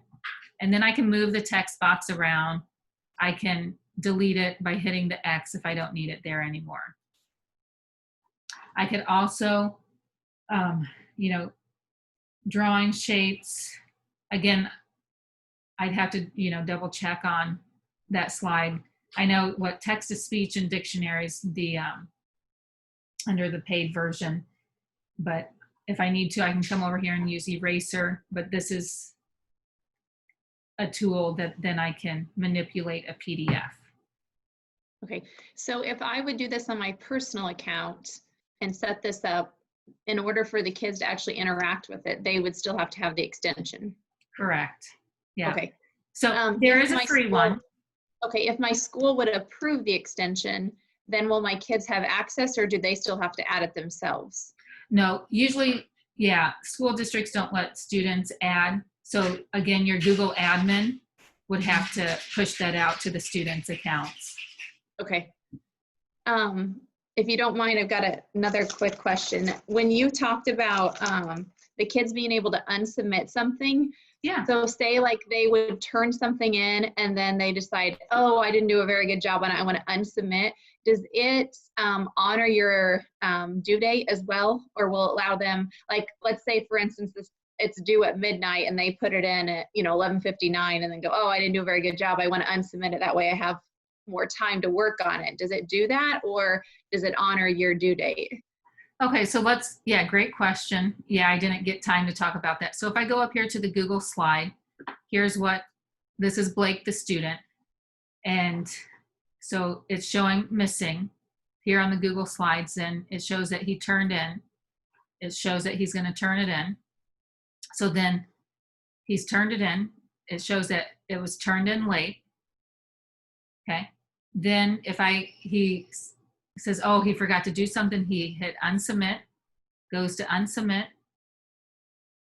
and then it shows back up missing, and he unsubmitted it. So now, hopefully this will answer the question you were asking. Then as the teacher, if I go to that assignment, and was it this assignment? Okay, I think was it this assignment? I believe so. Okay, and then I can see then by going into Blake's, I can see his history. So I can see when he turned it in late and when he unsubmitted it. So if there's questions on that, you could look at that. And then you could also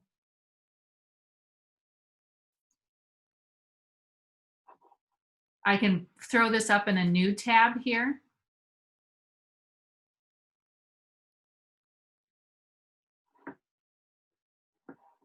And while it's loading here, you know, if it comes down to it, you could go to File and Version History right here, or come up here and you can see when Blake did what. Okay. So it's a little bit more work on your end if you need to see, you know, if they've made changes or whatever. But If he would turn something into me and then I start grading it and then he hits unsubmit, then does it take away my rights from his initial copy that he turned into me?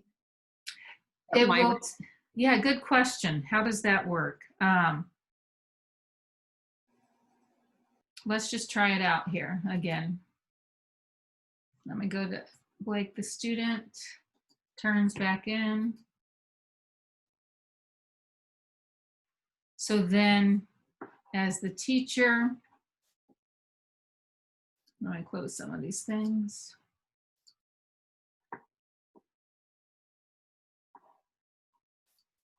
So it says it's turned in late, so you're grading it right now.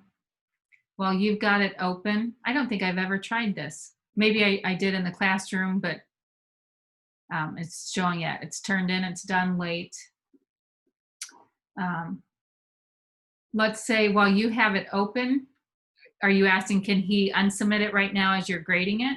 Right, yeah, I would hate to be, 3 to 4 pages into something and then they unsubmit it and then I have to start back over again.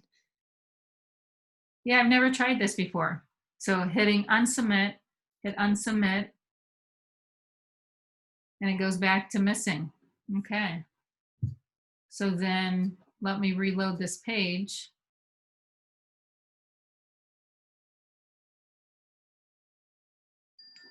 So yeah, returns not blurred up, or it's blurred out there, it's grayed out. So yeah, he can, yeah. Even though it's been unsubmitted though, you still, as long as they haven't deleted the assignment, you should still have access to the document. So you should still be able to see it and see what they're doing on it. So that way you could still continue to grade it if you wanted to. And you can still grade it even though they haven't submitted it. So for example, if a student hasn't turned in something for a really long time and you're just going to give them a 0, you could give them a 0 and return an assignment to them even though they haven't turned it in.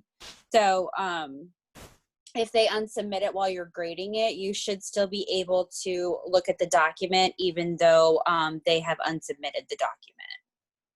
Okay, thank you. You're welcome.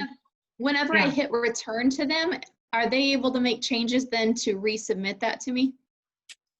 Yes, but you can always see what changes that they have been making by, like Lisa showed you, you can look at the history from the second they start working in any type of Google document, whether it be a Google form or whether it be like a Google Doc or a Google slide. You can always look at the history of what anybody has done within that document of the changes that they have made. So if you feel that that student has made changes after they had submitted it after a due date and you have graded it, then you can look at the history of what they're doing and not accept those changes. Okay, thank you. Yeah, thank you, Kara. And you're welcome.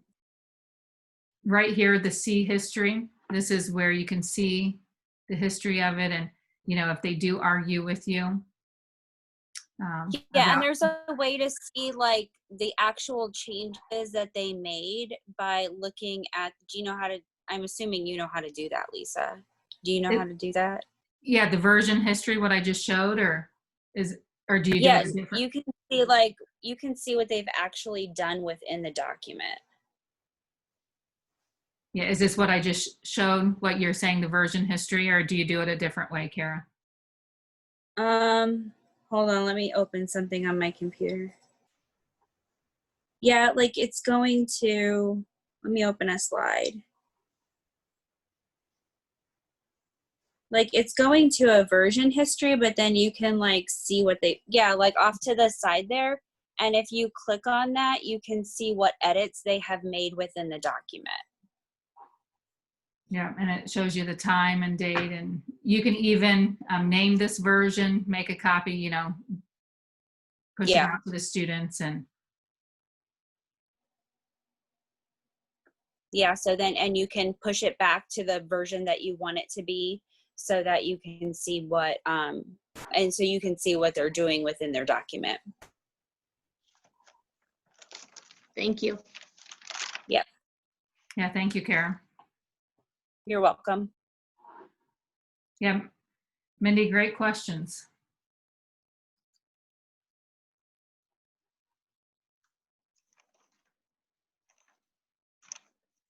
Any Lisa? other questions? Is there, I'll let anybody else go, but if not, I have two more. I don't want to take up all your time though, and everyone else's. Yeah, I'd say go for it. If someone Okay. wants to, they can interrupt us. Okay, if I am doing a Google Meet and a student wants to present their screen, can they present at any time, even if I'm teaching, or do I allow them access to present? Yeah, good question. So if you go into the Google Meet here, Because I was just curious, if I'm teaching something and, you know, a kid wants to present their screen, and if it's like, let's say of a unicorn, and they just keep interrupting me doing that. I mean, I have fourth graders, so that could be something they would think would be funny that they would keep doing. And I didn't know if there was anything that I can decide kicking them out. Like if they could just present their screen, or, you know, who knows what could be on that screen and it comes up. yeah. So That what makes they, me a little nervous. yeah, that does. And what they've got for the option here. So let me have Blake join. When they click on share, present now. So let's just present a window here. Then they have to pick which window. Let me just show this one here.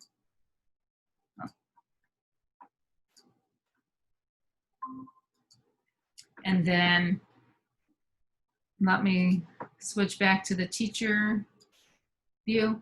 Here's the teacher view. And there it just showed right now. So if you need to real quick, it's saying Blake is presenting. So there isn't anything in right now. That's been another big ask if they would have to accept it. But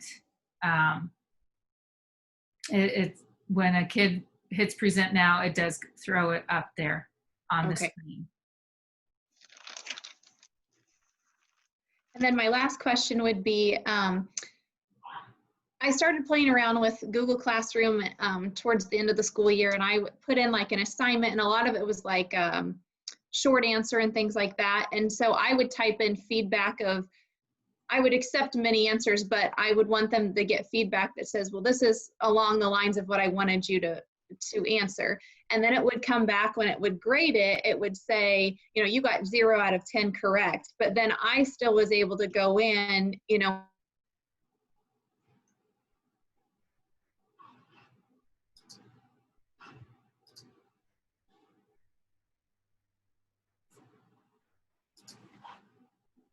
Mindy, you froze up on me. I don't know if you're still there or if it's my issues. Can anybody else still hear Mindy?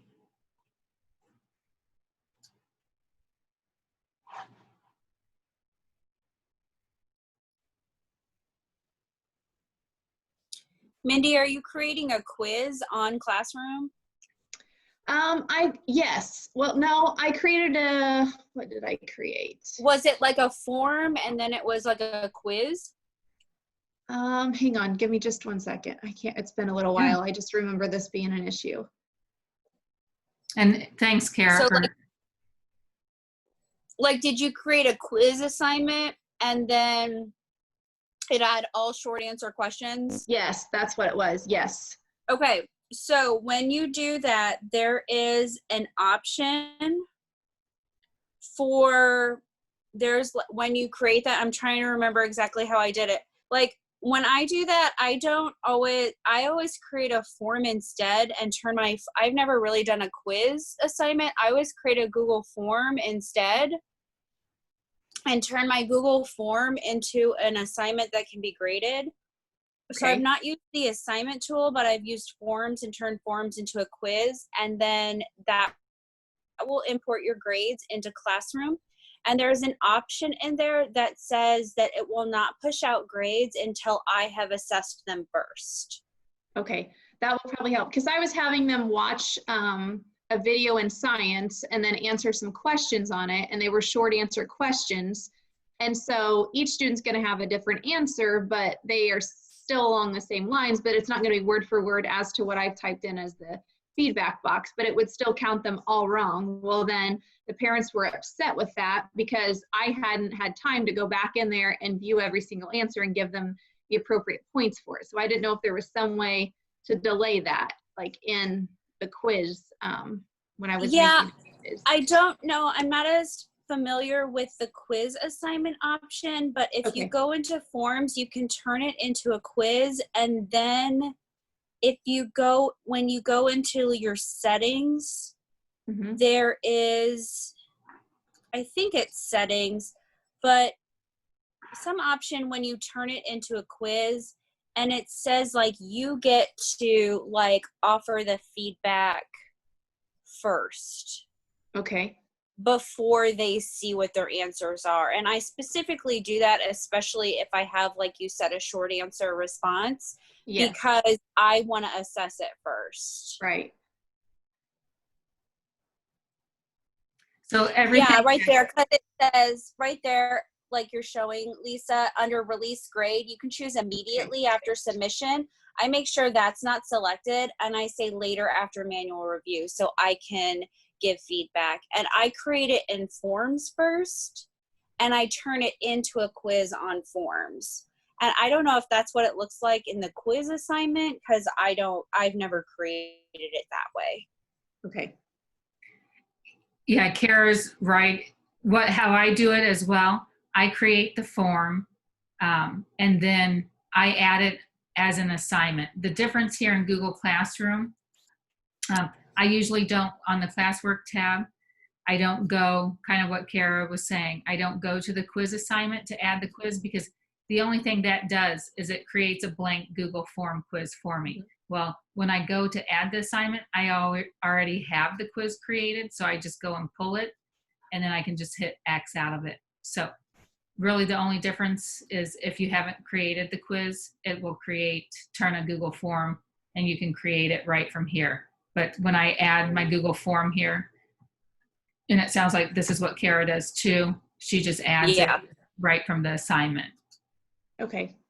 Now, if if it's a multiple choice assignment, then I wouldn't have to release the grade late, because it has to be exactly what I've input, correct? So there would be no immediately after submission. So now, you can do it either way. Multiple choice format. Okay.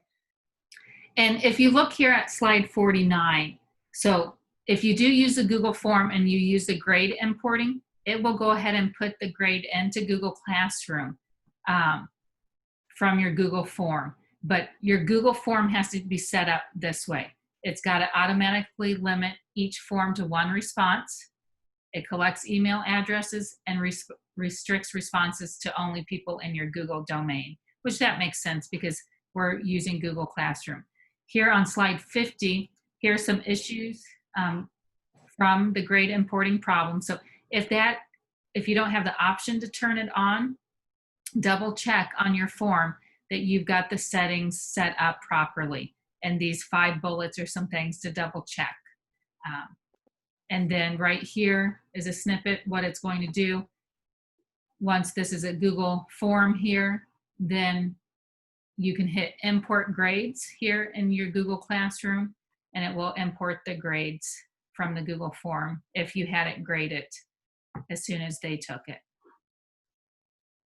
Does that make sense? Yes, thank you.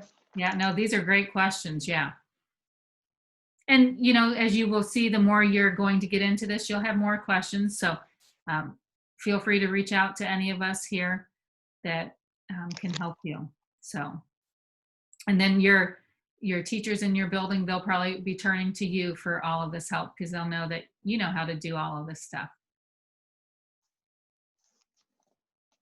Kara, anything else you want to add about the forms? Well, one thing, like, I don't know if you noticed, there's that lock mode. Like, I've given quizzes before in Google Forms, and sometimes I'll, like, because I don't want them, like, searching up the answers. So, like, I'll lock it on their, and then they have to be using their Chromebooks. And so then I'll put it in lock mode, and then they can't open other tabs to search for answers. And I'll only do that if I'm doing like quizzes or something like that, and I want to get their answers. Of course, my older students, because when I did that, I had 7th and 8th graders. They're like, well, I'll just use my iPhone and search it on there. So, you know, there's always that go around because they're older and they think that way. But there is that feature, which is kind of nice. Makes it a little bit harder to cheat, I guess. But that's just a quick feature too. That's kind of nice on there to point out. Yeah. Good point. And how Kara said, it's got to be a managed Chromebook. So if they're logging in and using their own personal device, they won't be able to access the quiz because it only works on a managed Chromebook from the district. Looks like you're learning so much, Mindy. Yes, thank you. Yeah, you're welcome. Yeah, so that's why I do stay on to everyone's at different areas in their learning journey. So if you've got more questions now, feel free to keep asking or feel free to email us.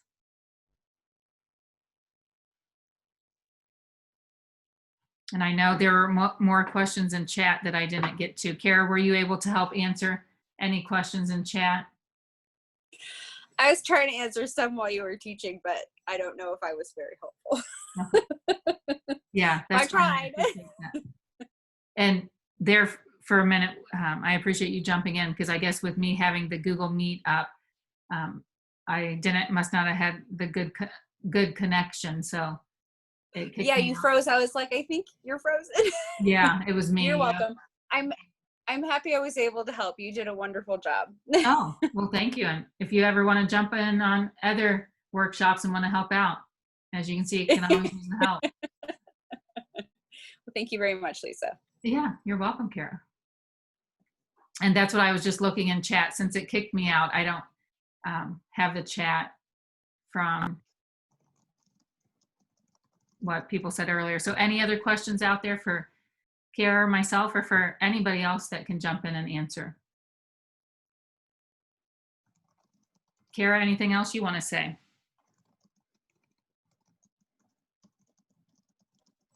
I don't think so. Hope everyone has a good day and a good year. Good luck.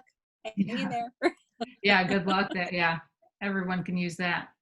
So Mindy, any other questions? You got I think I'm good right now. Okay. Are you teaching the one, I think it's next Wednesday?